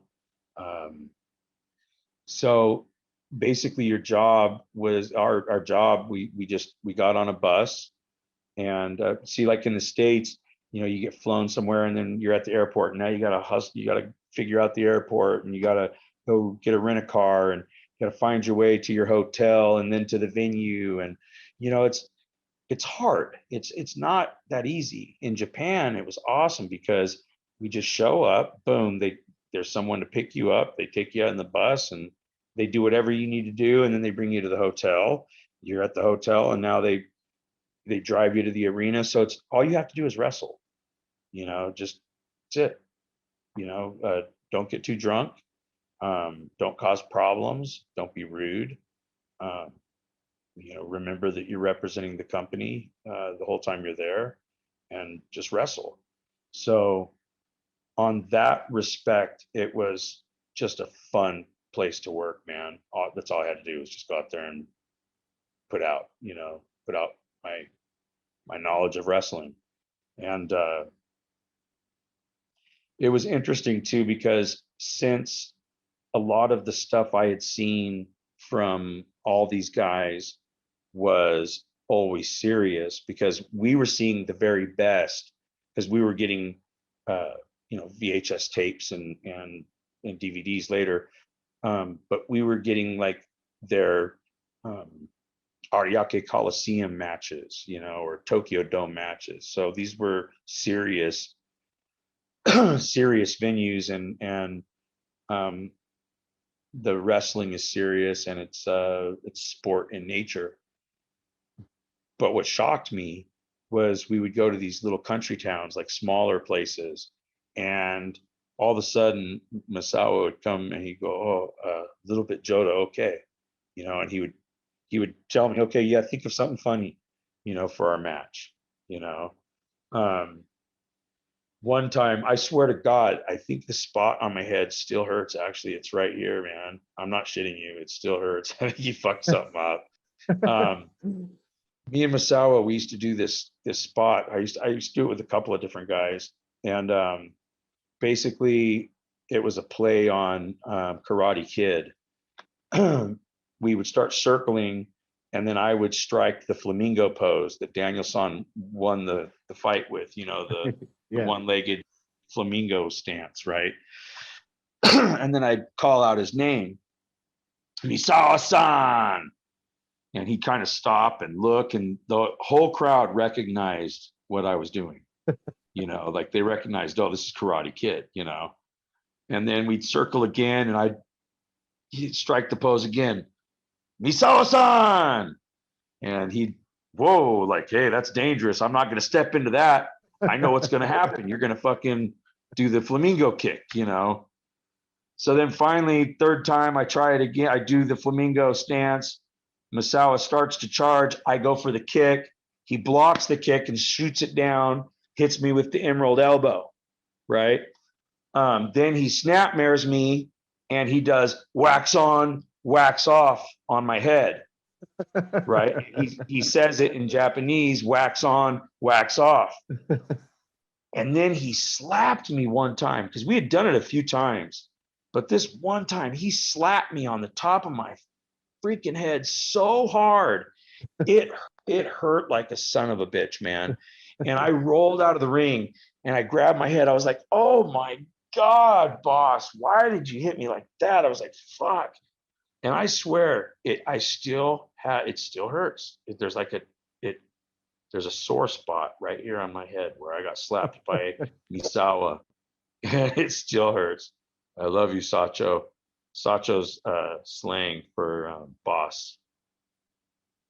Gosh, that's some great stuff, bro. What do you think you learned most about yourself from all that time you spent in Japan? That I'm selfish and that Americans are selfish and that we think about only ourselves. Very good point. Very good point. Yeah, and I'll tell you the story that taught me that. I went to a place called Gusto's Restaurant, and they had these pizzas and cheeseburgers that I liked. And one was the American pizza, and they had these cheeseburgers, and the cheeseburgers were awesome, and they came with these good fries, man. It was like almost like being at home. It tasted close enough to where you felt like you were at home. And when I would go on tour, I would save, like I would always bring over my DVD collection. And then I'd watch movies on my laptop, right? Well, I would always bring every tour, I'd bring, 3 to 4 brand new movies that I'd never seen. And I would save those movies strategically during the tour so that I had something to look forward to on a boring ass night where, we were in some little town where there was nothing to do. I was also married and had 2 young boys. So I tried not to go out and party too much. And I stayed faithful to my wife. I never had a girlfriend in Japan, and I didn't mess around.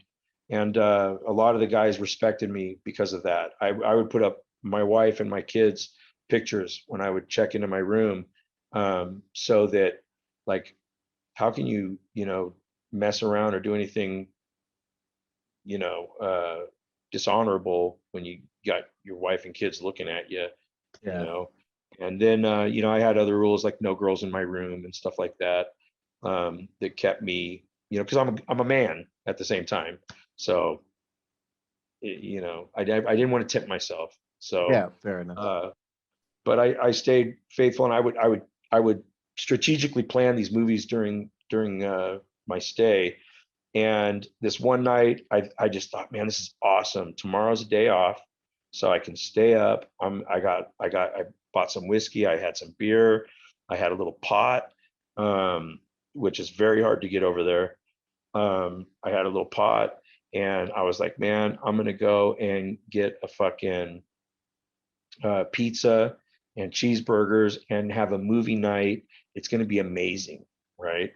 So I go to Gusto's. I order the American pizza and cheeseburgers for takeout. The waitress says, "Oh, Simo-san, American pizza, dame." They do this thing like this. I gotta put the phone down for a second. All right. They do like this, and it means like no. So she goes, "Dame," Yeah. and I was like, "No." I was like, "American pizza, no takeout. Dame, takeout." And she goes, "Hi, no takeout." I was like, okay. Okay, fine. American pizza, I'll eat here. And then cheeseburgers, start to 2 of them, takeout.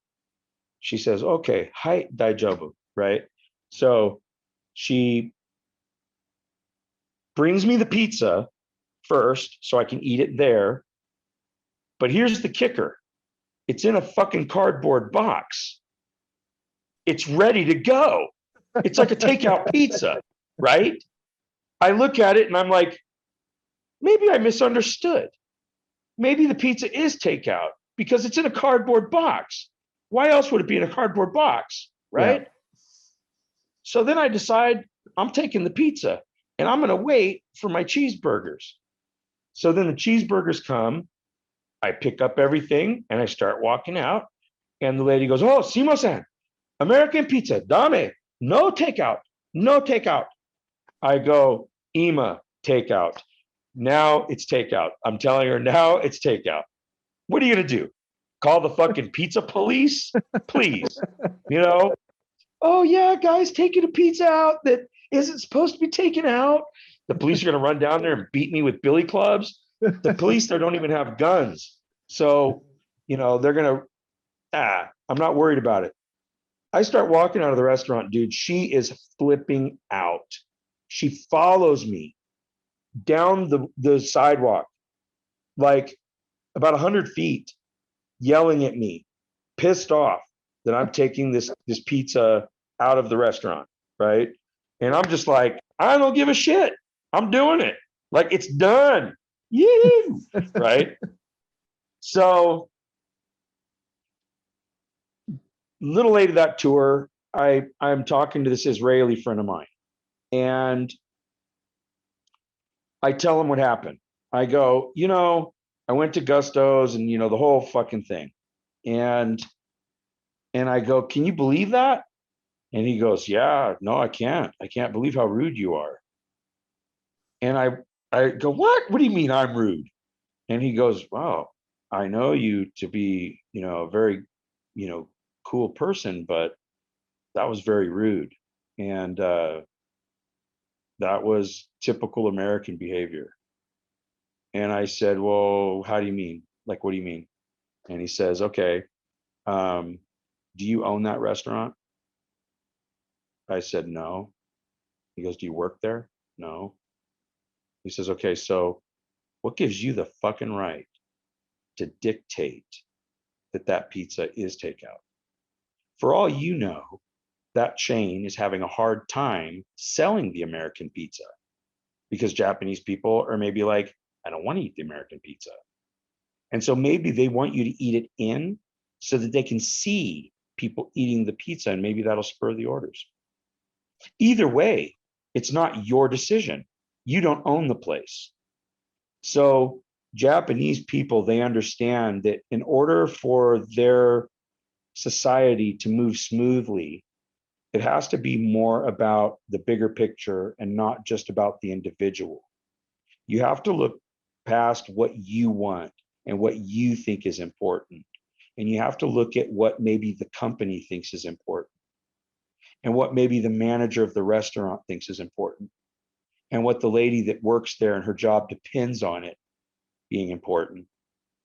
To all those people, it is important, and it was important. And you, because you're so effing important as an individual, you just broke the rules. And who gives a shit how things work, and who gives a shit what that does? And I was like, "Oh, right on, Azaf. Thanks, man. I totally feel like this fucking big right now, bro. Yeah. Thank you." Yeah, but it's true, and it did. It changed my thinking a lot. Their problem with space, like the place I live, my apartment, it's pretty small, by American standards. In Japan, this place is a palace. So it's all perspective,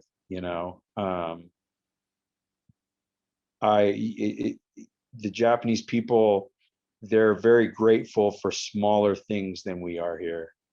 A lot of Japanese people never have the dream of owning a home. That isn't something that they dream of. See, so like when we're little kids, we think, "Oh, I'll get a job and then we'll have family and then we'll own a house and we'll have a little picket fence and a nice little backyard and it'll be cool. Maybe I'll even buy a little swing set to put in that backyard."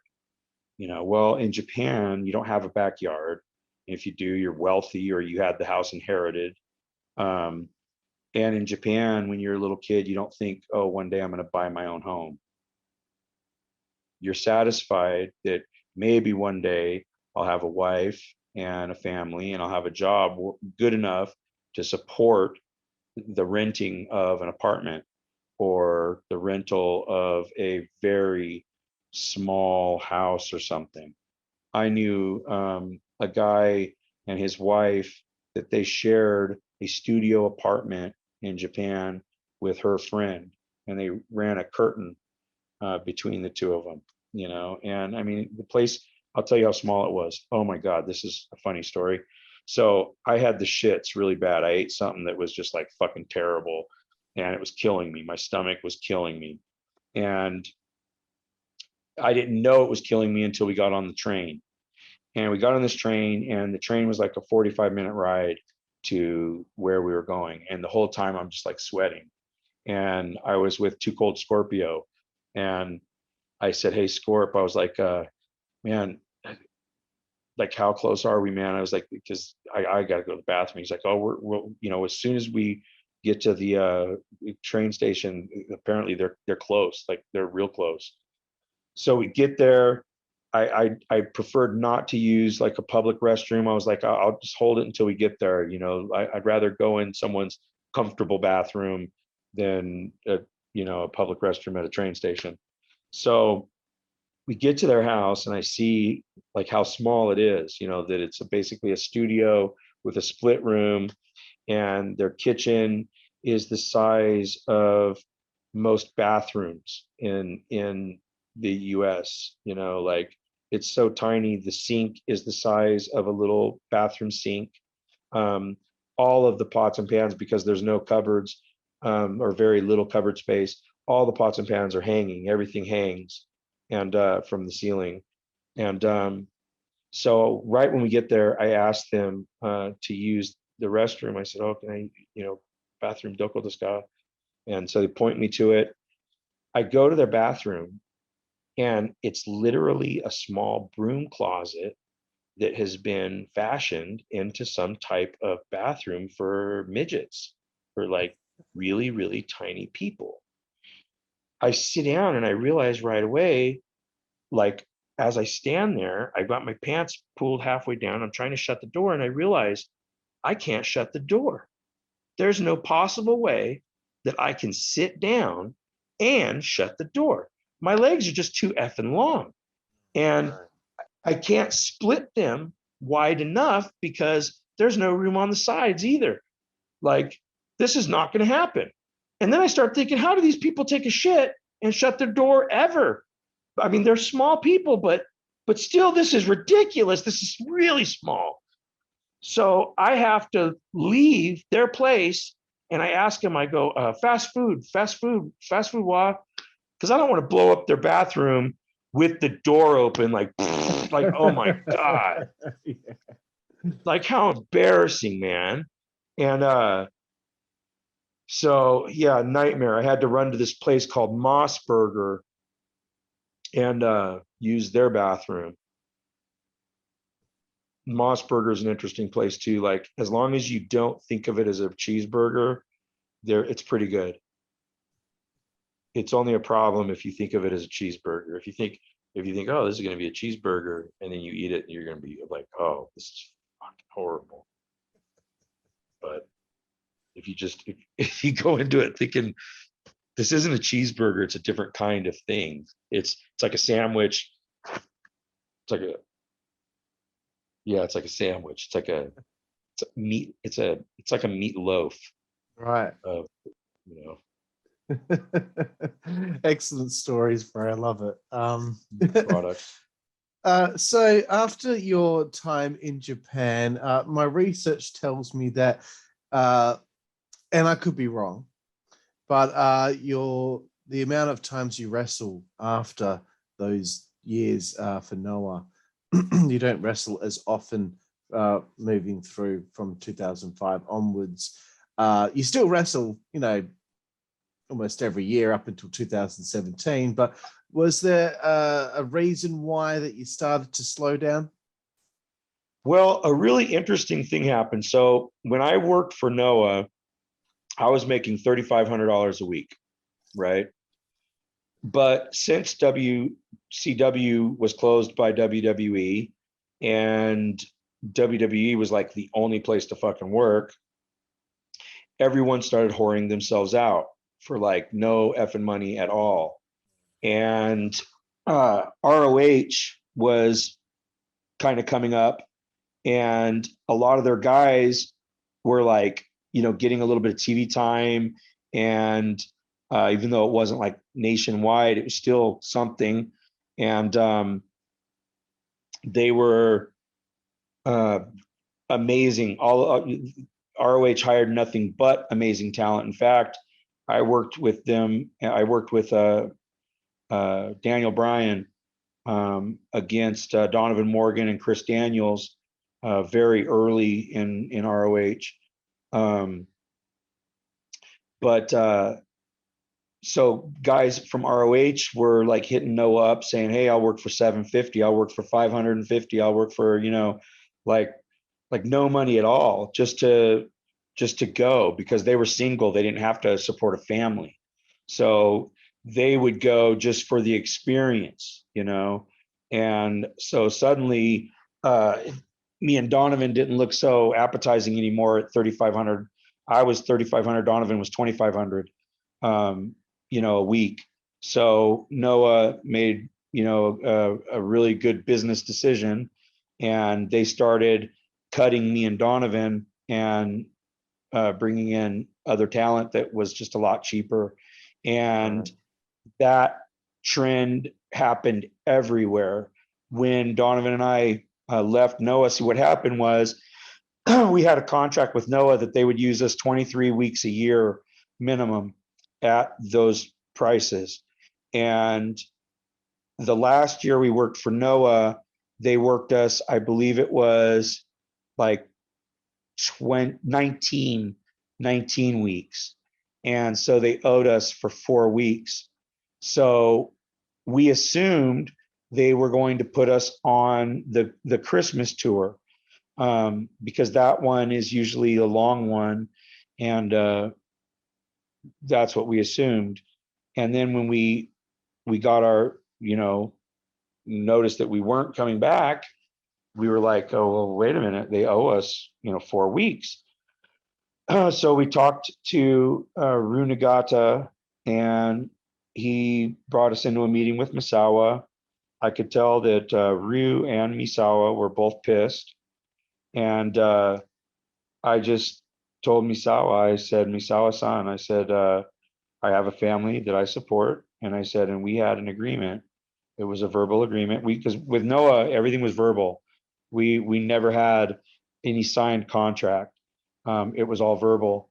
But I just, you know, we talked to Misawa, and I said, Misawa-san, I said, we had a verbal agreement, a contract, that you would use us 23 weeks a year, and you only used us 19. So either please book us on the next tour and give us the 23 weeks that you promised, or please pay us for the weeks that we are not working, you know? And so they basically said that they understood, and that yes, there was an agreement, and that they had forgotten about that agreement, but that because we had worked for them for 5 years now, and they had forgotten that that was part of the original thing, was that it had to be 23 weeks a year. So Misawa basically told Ryu to pay us, and you know, that we weren't going to be on that tour, but to pay us anyways. And then Ryu told us, okay, so we will pay you the money, but then we won't book you again if you take the money. And I thought to myself, you're not going to book us again anyways, because ROH is coming in and their guys are working for fucking nothing. Like nothing. Dude, in Japan, it costs you $100 a day to eat. It's $30 to go to the freaking 7-Eleven and get some snacks.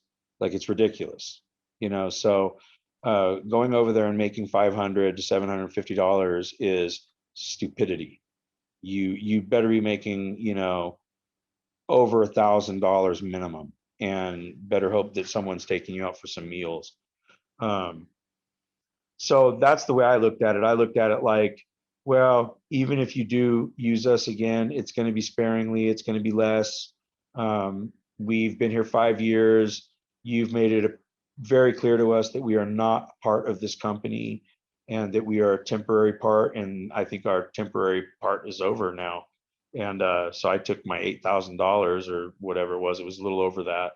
I took my money and, ran. I was like, well, I'd rather have the money than promises of whatever.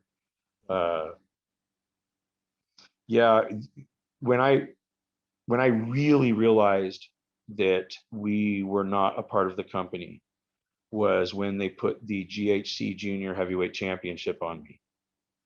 Isn't that a weird thing? Yeah. So here's what happened.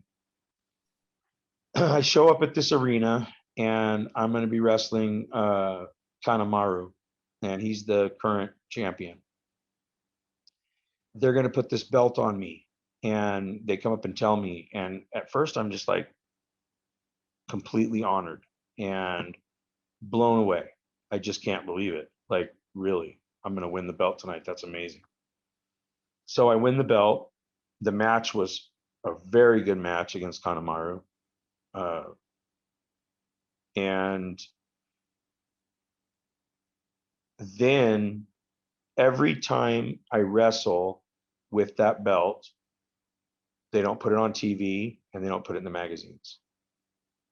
All of a sudden, I disappeared off of television and out of the magazines. And I was like, what the fuck is going on? I just won the belt. Like, they showed that in the magazines. They showed me winning the belt. But then after that, nothing. I also didn't get to defend the belt. I would come out with the belt. I would be involved in tag matches where I would come out with the belt. I would be involved in six-mans where I would come out with the belt, but I didn't get to defend the belt. It was this weird thing that they did. And I started selling less merchandise because no one knew who I was. I mean, this happened for a long period of time. And fans started like coming up to me and going, oh, you still wrestle Noah? And I'd be like, yeah, motherfucker, I'm the champion. Look, GHC champ. So here's what they do. They put the belt on you. They hide you on television. They hide you on the magazines so that you don't build a fan base. Gosh. But technically, you are a champion, okay? And technically, when the next Japanese guy beats you, they can say, oh, Mike Modest was the champion for 6 months. Mike Modest was the champion for 8 months or a year. And now he's beating him. He beat somebody. So that's kind of how they do it. But at the same time, I've got no loyal fans. I've got no fans that really perceive me as a champion, because they don't get to see me walk around with the belt. I was just like forgotten. So it was like the most bizarre thing that ever happened to me in the business, as far as like something where I thought it was going to be good and then it wasn't. I sold less merchandise. I had no TV time. Then I saw they had this new opener for the show, for the Noah show coming on. So me and all the gaijin, we got real excited, and you're kind of separated from the Japanese talent. The gaijin all stay in one hotel, and they say for kayfabe reasons, but it's also because they think a little less of you in a way. So, but all of us gaijin talent, we all, went and, we were waiting to see the intro of the show, because in the past, what they do is they show all the champions. So I'm expecting to be a part of the show opener. They should have me with the belt because the belt is one of their belts, and that's how they open the show. Well, the new show opener doesn't have my belt. It has the GHC Junior Heavyweight Tag Team Champions, It has the heavyweight tag and the single tag, or the single heavyweight. Yep. But they don't have the single junior represented on the show. They actually didn't even have me in the opener or the belt represented in the opener of the show. And when I saw that, I was so fucking hurt. I was like, wow, that's fucking painful. Like, I get what it feels like to be a second-class citizen right now. And so the next day, I went to the arena, and I asked Yoshinari Ogawa, who was very good friends with Misawa. He's like one of Misawa's young boys on Wave. He was like Misawa's first, like, young boy. And so I went up to him and I said, hey, Ogawa-san, I said, I watch Noah's show open, and I go, why my belt? No on TV. And he goes, oh, Hontoni? I go, yeah. I go, GHC Junior tag belt is represented, but the single GHC Junior is not represented on the open of the show. That makes no sense, because the junior, the tag junior is less. It's a less recognized belt. The single, just like the tag champs are never as prestigious as the single. Like, the singles champ is the most prestigious. And I asked him, I go, why is it not on the show? And he goes, oh, what kind of eye? I don't know. And I said, I think you do know. And it's because I'm Gaiji. So they hide me on TV and they hide me in magazines. And that's okay. I understand Japanese business. Please ask Sacho, please take my belt away, please, so I can sell merchandise and make more money. It's hurting my money to be hidden on TV.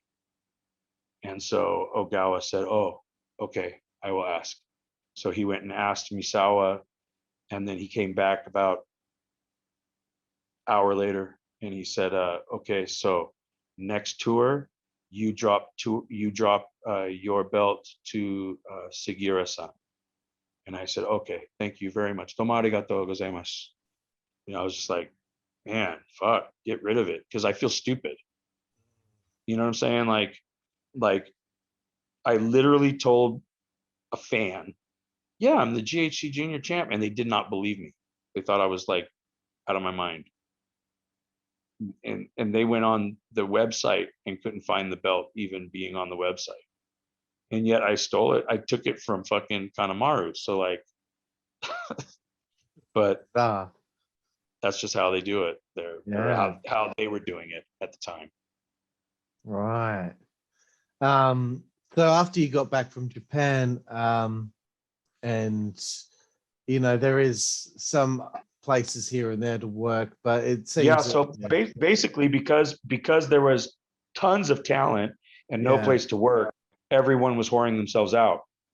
Everyone was like, working for way less money. We had a tryout with TNA. Yeah. And this is where I found out that jobber was a bad term. After the tryout match, which I admit wasn't great. It was all right. But I hate those fucking multiple sided rings, it's not the 4 sides, it's like 6 sides or 8 sides, whatever the hell it is. Yeah. So I wasn't used to working in one of those, and so I didn't do too well in the tryout. But they still offered us a job, but it was like the money sucked. Like, it just sucked. And right away I was like, well, that's not going to work. Like, that's not really going to support my family. So and yeah, during that conversation, I told Terry, I said, well, Terry, I said, I appreciate the offer. I said, but that's like jobber money, man. I can't, and he goes, hey, we don't don't really use that term anymore. And I go, what term? And he says, jobber, it's politically incorrect. He goes, I guess it hurts people's feelings. Unbelievable. And I was like, what the hell am I coming back to? Like, I was in Japan where if you mess up, a guy is just gonna pop you one, you know, like it was so bizarre. And then I also had an offer from Mexico for pretty good money to go and do the Border Patrol gimmick. I called Conan because I was like, God, where am I going to work? I need to find a good company to go to. This money from Noah isn't going to last long, and so I called Conan, and he pitched me a deal, and it was decent money, especially for Mexico. It wasn't near what I was making in Japan, but I could have still made it work. The problem was that I was going to have to be away for longer periods of time.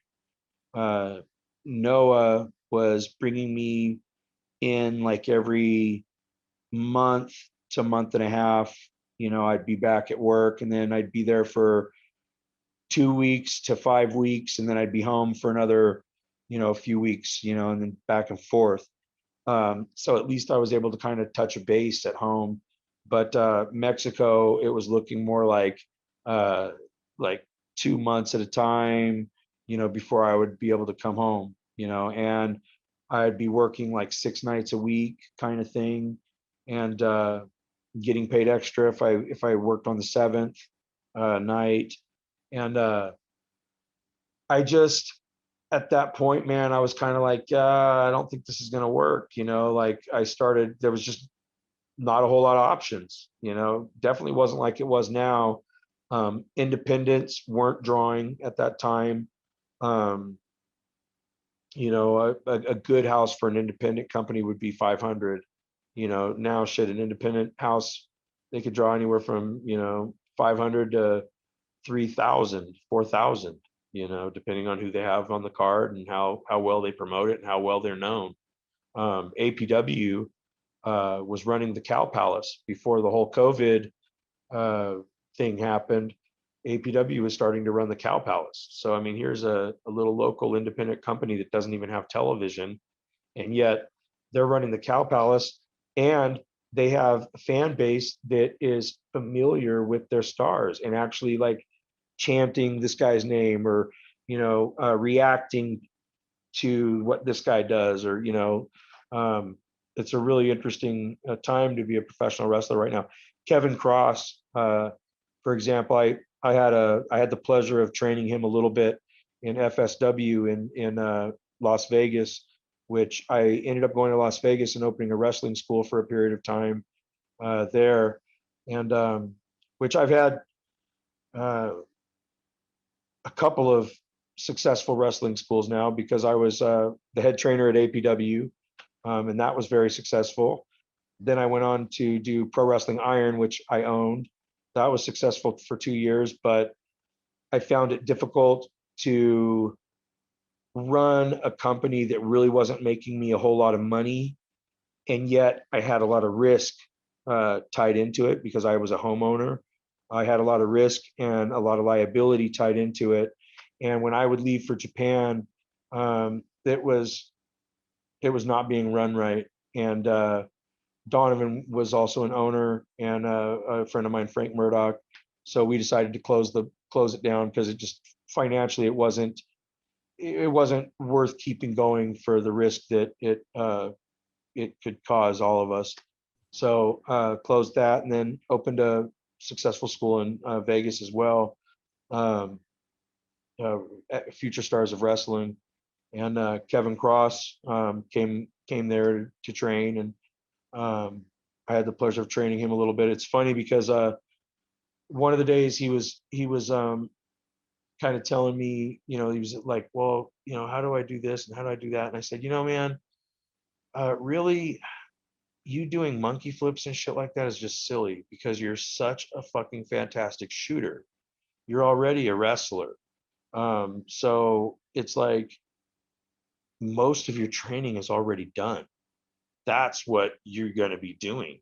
You're going to be incorporating those things into your professional wrestling, and so he was a very easy guy to work with, because everything I worked with him on was basically trying to incorporate what he already could do, with the pro wrestling style, and now, even though he got let go by WWE, he's still making a full-time living. Him and Scarlett, being flown all over the country for spots here and there, because they can afford it, because they're drawing, huge houses.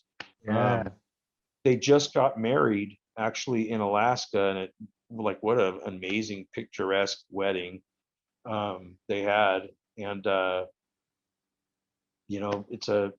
it's awesome for them.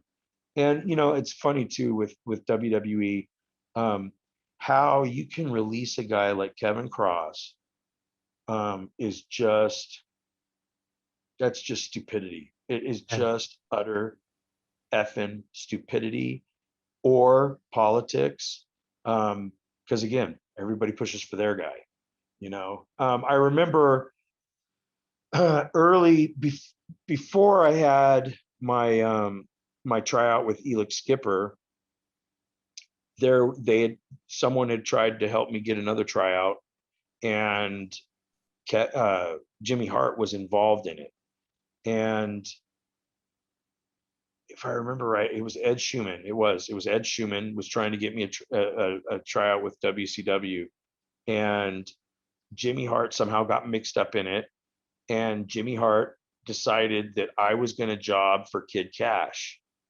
And I didn't know a whole lot about Kid Cash, but I knew that I wasn't going to go do any tryout where I jobbed, because that's not a tryout for me. That's a tryout for Kid Cash. So Jimmy Hart called me at my home, and Jimmy Hart was telling me, yeah, Kid Cash, blah, blah, blah, blah, blah, blah, blah, blah, blah, blah.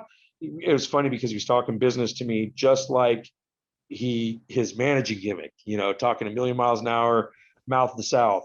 And he's like, and then Kid Cash will beat you, I mean, we'll let you go like maybe 3 minutes, man, but Kid Cash has got to go over, because that's who we're trying to push right now, blah, blah, blah. And I was like, yeah, that's not going to work for me, man. I'm not interested in a tryout where I job. Like, thanks, but no thanks. That's not a tryout. And so I actually passed on that tryout, because of who I was jobbing to. And I don't have a problem jobbing at all. I'll job to anyone. In fact, in FSW, I was the one that suggested that I should job to this midget, little Jimmy, and little Jimmy ended up pinning me and beating me. I don't have a problem jobbing to anybody, even a chick. This was all about business. It had nothing to do with ego. It had nothing to do with ego. I just recognized that if I went there and now I was like a jobber, I was going to be a jobber, and that there would be no other, it would be very difficult to pull myself out of that role. You take a guy like Crowbar, he had a real hard time shaking that persona of just being this jobber guy, and then I saw him kind of like do like this little resurgence with AEW, I think.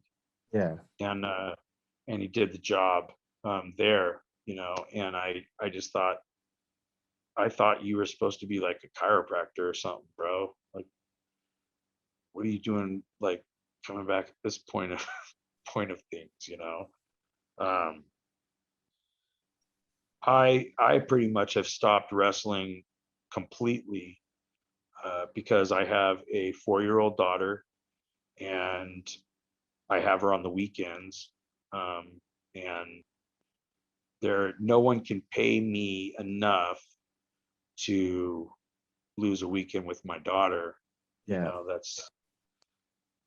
Well, I mean, they could pay me enough. Don't get me wrong. If someone offered me enough money, I would lose the weekend with my daughter and go make the money because I could, do things for my daughter with it. But no, but Mike Modest isn't going to draw that kind of money to qualify that kind of expense, Um, Great Khali offered me a job for his company in India, training wrestlers. And again, it's just I can't I just don't want to leave my daughter. I don't want to leave my kids.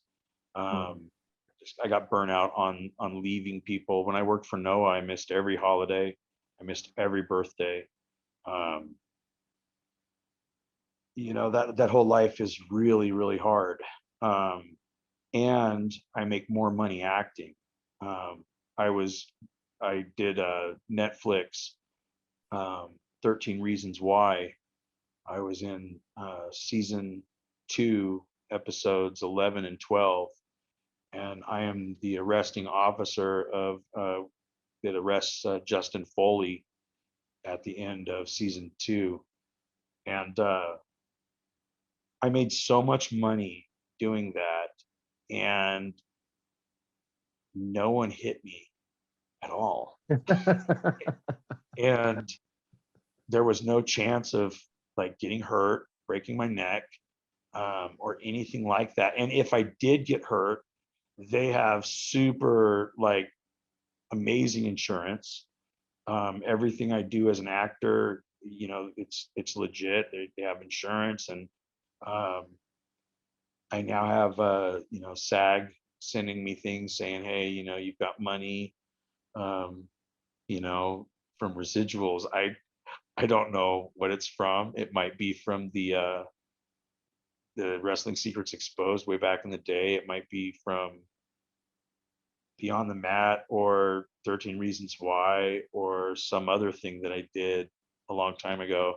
I imagine the check they have for me is probably somewhere in the neighborhood of 35 cents. uh, so I'm not too worried about getting it. But at the same time, it's like I'd rather work towards that now. And I have a lot more fun doing it. And like I said, man, the wrestling, it's a young guy's thing. I'd rather leave while I'm feeling good and looking good, rather than get out there and embarrass myself. I see a lot of wrestlers do that. They hang on for paydays, and I don't know, it's kind of cheesy looking. Like when you see, like, I don't know, man, there's something about, okay, if you see two 23, 25-year-olds, play fighting in a ring, that's pretty acceptable. When you see, a 55-year-old and a 60-year-old play fighting in the ring, it's a little nauseating. Good point. Very good point.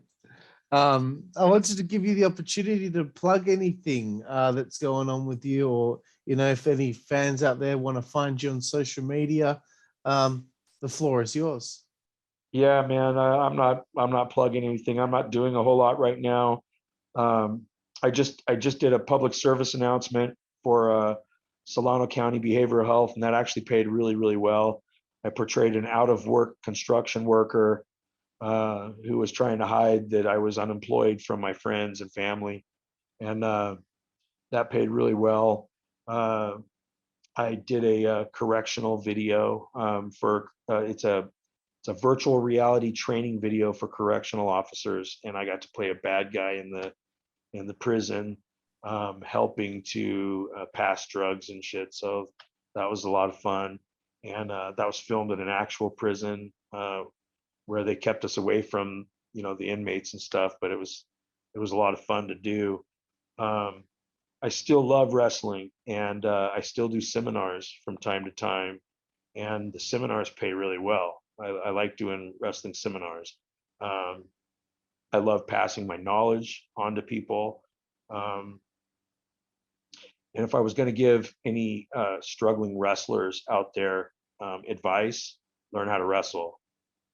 learn your amateur wrestling. Like, seriously, go on YouTube. They have shitloads of videos on YouTube where you can learn how to amateur wrestle, and you can just kind of like emulate that. Like, if you're at a place where they're not training you how to wrestle and they're just training you how to do power bombs and choke slams, that's not the industry. That's really not the business. You better know how to wrestle, because when you're wrestling 6-7 nights a week, you got to be able to save your body. You got to know when to take your big bumps. You got to pace. You got to stretch those out. Rick Thompson, I love Ricky. I still talk to him from time to time. He's my wrestling dad. Rick Thompson told me years ago. He said, Mike Modest, let me tell you something, man. You only got so many bumps, and all of a sudden one day you're gonna take your last bump, and you're gonna go, ow, that fucking hurt. I think I'm done. And that'll be it. You won't never take one again. And he was right about that, man. And I was smart. I took his advice, and I learned how to entertain people without brutalizing my body. In Japan, I found out that smiling is kind of frowned upon by men. It's a sign of weakness in Japanese culture. So a lot of times bosses and men who are above you will not smile around you. They'll keep a stoic face. So my first night in Japan, they were interviewing us and asking us all these questions, and I just wanted to go back to the hotel. I was really tired, and I wanted to get to the hotel. And they were like, okay, you guys are done. And we started leaving, and then they were like, oh, never mind, you're not done. We want you for another half an hour or so. So they brought us into another room, and they were like, oh, can you give us some pictures? And I was just kind of like irritated. So I did this like really sarcastic smile. I went like, yeah, I'm so fucking happy to fucking be here. And they went, whoa. And the cameras started flashing. And I was like, holy shit, that got a big reaction. Just like a big sarcastic, cheesy smile. I was like, man, I'm going to have to figure out a way to use that. So I stole a thing that I saw Shawn Michaels do. Shawn Michaels slammed somebody, hit him with a quick elbow drop, another quick elbow drop, and then he went for the third one, stopped, and he stepped on the guy's stomach and like just walked on the guy, and then stepped off of him and kind of wiped his hands, and then turned around and spit on the guy. And so then I thought, wow, I can do the same thing, elbow, elbow, and then step on his stomach, big cheesy smile. And I started doing that, and they called it the Modesto smile. It became a thing. My wrestling character, there's a game called what's it called? Kings of the Colosseum. And it was like a stand-up video game in Japan. And you had to, it was on PlayStation or Xbox or something like that, but it's only in the Japanese zone. So like I didn't know this, but I guess games and stuff are zoned for different areas. Yeah. So, but the game was really cool. You had to have my card, my character card, to be able to play my character on the game. You have to put the card in the game to unlock my character. Right. Then if you want to use my finisher, you have to have that card. So it's a card collecting game. You have to buy the cards, and then you get the cards and you put them in the game, and it unlocks things. Right. And so the company that made it, they gave us some cards, and I got to actually go play myself with the game. And I did the Modesto smile, like while I was trying to play the game. I just got my ass kicked because I couldn't read any of the instructions. So I just got my ass kicked, and I gave a little kid that was watching me play myself. And it was cute because the kid, he stood there and he looked at the game, and then he looked at me, and he looked back at the game, looked back at me, and he goes, "Modesto-san?" And I was like, "Hi, Modesto-san." And he was like, "What?" And he ran and we got his friends, like his brother and his friends. And so then I had all these kids watching me play the game. And so I gave them money to play me And because I wanted to see what I could do, because I Yeah. was just getting my ass kicked. I couldn't do anything. So luckily they played me better than I could play myself. And they showed me the Modesto smile, which was pretty cool. So yeah, man, I got nothing to plug, man. Just peace and love. That's cool, bro. Well, Mike Modest, it's time to get to our final segment here of the interview. I really appreciate Wait a minute. One more thing. Sure. If you come to California, come see me. I'm a bartender at the Diggins Bar in Weaverville, California. Definitely will. I'm planning on getting over there in the next few years. So Right on. hopefully I'll get to catch up with you there, bro. But the final segment of the interview is called 5 Second Frenzy. 5 seconds to answer each question. Even if you break the 5 seconds, it doesn't matter. It's just the name that I came up with for this segment. But anyway, Mike Modest, who is your favorite wrestler of all time? Roddy Piper. Excellent choice. If you could pick one person who is your favorite opponent over the years. Chris Daniels. Another good choice. If you could pick one match, your favorite match that you look back on fondly. Donovan Morgan.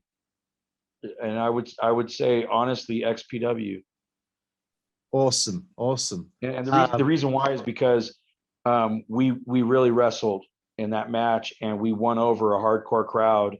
They really appreciated it, and XPW ended up putting it on one of their VHSs, which to me was like a nod by Rob Black that we knew our shit. That's good. Awesome. Moving away from wrestling, favorite book? Oh, The Stand. Stephen Nice. King. I've read a lot of Stephen King. Mostly what I read is horror novels and stuff. But I've read a little Clive Barker and different people, Peter Straub. But Stephen King is the man, and The Stand, man. And then I'm thinking of Dreamcatcher, because both of those books, I got so caught up in the characters that whenever a character would die, like I'd literally start crying, and I'd have to fucking put the book down, and I'd be mad at Stephen King, like, no shit. I'd be like, you son of a bitch, you shouldn't have killed that character. And I put the book down, and he does a really good job at endearing characters to you and then doing devious, horrible things to them. Right. Awesome stuff, bro. Moving forward, favorite TV show? Golly, favorite TV show right now. I don't even watch TV. So, because I hate commercials. So like TV show, let me go back in time and think of when I did watch television, my favorite show. Oh God. It would probably be some wrestling based TV show. But like I said, I really don't watch TV, especially now. I love the way they do TV now. Like I've got Prime Video, I've got Shudder, and I've got Netflix. So it's like, I pay $30-40 and I've got it all. I've got everything I could possibly want. But there's a lot of shows on AMC that I can't watch now. And oh well. Walking Dead. That would be my favorite one, Walking Dead. Excellent choice. That's one of my favorite shows as well. Favorite film? Favorite film, The Shining. Very good choice. Favorite musical artist or band? Well, my favorite song is Dreamweaver by Gary Wright. Favorite band, God, that's so hard. Scorpions, maybe. Nice. Yeah, some good choices there, bro. Moving away from the arts, favorite food? Favorite food, Mexican. Enchiladas. Excellent. In particular, enchiladas. And I mean, don't get me wrong, I love everything, but Mexican food's my favorite as far as like cuisine. But my all-time favorite, like one thing, food, like if you said, Mike, you can only eat one thing for the rest of your life, it would be pizza. And I put a lot of thought into this. First of all, I love pizza. eat pizza every day. Every week I could have a pizza. But the reason I say that if I only had one food, it would be pizza, is because you can construct a pizza to be almost any kind of food. Like if you wanted, you could you could have a dessert pizza. You could have a steak pizza, like you could do a Japanese style pizza. You could even have a sushi style pizza where like you could get really inventive with pizza. So it's kind of like pizza would be the favorite food by itself, but cuisine, Mexican food. Very nice. I'm starting to get a bit hungry now that you mentioned all that. Favorite place to eat on the road? Waffle House. Yeah, the number one answer every single time on this show. And then Gusto's in Japan. Excellent, cool. Favorite alcoholic beverage, or if you don't drink, just favorite beverage in general? I like beer, and I don't like the fancy micro brews. I don't like beers that fill you up. I like cheap beers, like Pabst is a good beer. Coors Light. I like light drinkable beers. Quick story: I wrestled in Ireland, and I went to this Irish pub, and this place was like seriously Irish. As I walked up to the pub, you could hear like them stomping and singing these songs where they were all oi oi saying the same shit, and it was pretty tense when I walked into the place. And my friends, they all went different directions, and I walk up to the bar, and the bartender says, "What can I get for you?" And I said, "Well, I'll have a Coors Light." And he turns a whole circle, and he looks back at me, and he says, "What can I get for you?" like I'm a new customer. And so then I thought, oh, they must not like Coors here. They must be like a Bud Light bar, which I'm such an idiot. I'm in Ireland, right? And I'm thinking like typical US guy, like I'm thinking of the American beers. So then I go, a Bud Light? And he says, "Okay, Miss Nancy." He turns around again and he says, "What can I get for you, Miss Nancy?" And I'm like, now I'm perplexed. I don't know what the fuck I'm going to get now. Luckily, one of my friends, my Irish friends, came up and he says, "Oh, he'll have a Guinness." And I said, "Oh, yeah, I guess I'll have a Guinness." And he goes, "There you go. How does it feel ordering a man's fucking drink in a man's pub?" He goes, "That makes you feel good, doesn't it?" I was like, "No, actually, it doesn't. I feel shitty. I feel emasculated right now and slightly humiliated. And now I'm going to be drinking the beer I hate the most. Like I hate Guinness. It's like drinking steak, potatoes, and something else really heavy. You drink one and you're full."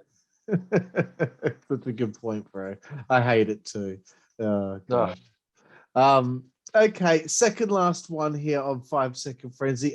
Favorite female body part. You see a good looking lady, what do your eyes like to go to first? I'm a face man. Very if she good. doesn't have a pretty face, I don't want to hear her talk. Good call, bro. And the last one, yes. And I'm not one of those guys like guys are like, "Oh, who cares? Turn the lights off." I care because I got to walk around with her. I got to look at her every day, or at least sometimes I got to be looking at her, when we're talking. So it's like, I want her to have a pretty face and a nice smile. Very nice. The last one of 5 Second Frenzy is favorite curse word. Oh gosh. Honestly, I think cunt is underused here in the United States because men are so offended by it, and people are so offended by it. I wish we were a little more like England, where it wasn't like the worst word in the world, to where you could tell a guy, "Hey, you sure are acting like a cunt," and it wouldn't be as big a deal. It's hard to get away from fuck. I guess fuck's probably my favorite word, man. It's just, it's so usable, and it's universal. You can change it for all kinds of things, Yeah. Exciting. It can be sad. It can be painful. Yeah. It's very versatile. Very versatile. Well, Mike Modest, this has been a joy, an honor, a privilege to have the opportunity to learn about your career, about your time in wrestling. You've told so many great stories. My face hurts. This is what my podcast is all about. So I really appreciate the opportunity to learn and to hear your stories. And, you know, I say it quite often on this show to a lot of the pro wrestlers that I've looked up to over the years, but I live all the way over here in Perth, Western Australia, the most isolated city in the world. So you've reached quite far all the way over here to have somebody, and, you know, a bunch of my friends appreciate you and everything that you've done. That's in so pro cool. wrestling. So that is very, very cool. And I appreciate you very much, Carl. Thank you so much. You're welcome, sir. And thank you all out there for checking out my interview here with the one and only Mike Modest. I'm Karlifornia. This is the Insider's Edge podcast, and we will see you down the road. Thank you. Network, that's the way we play. Good God Almighty. Network, that's the way we play. Get puppies.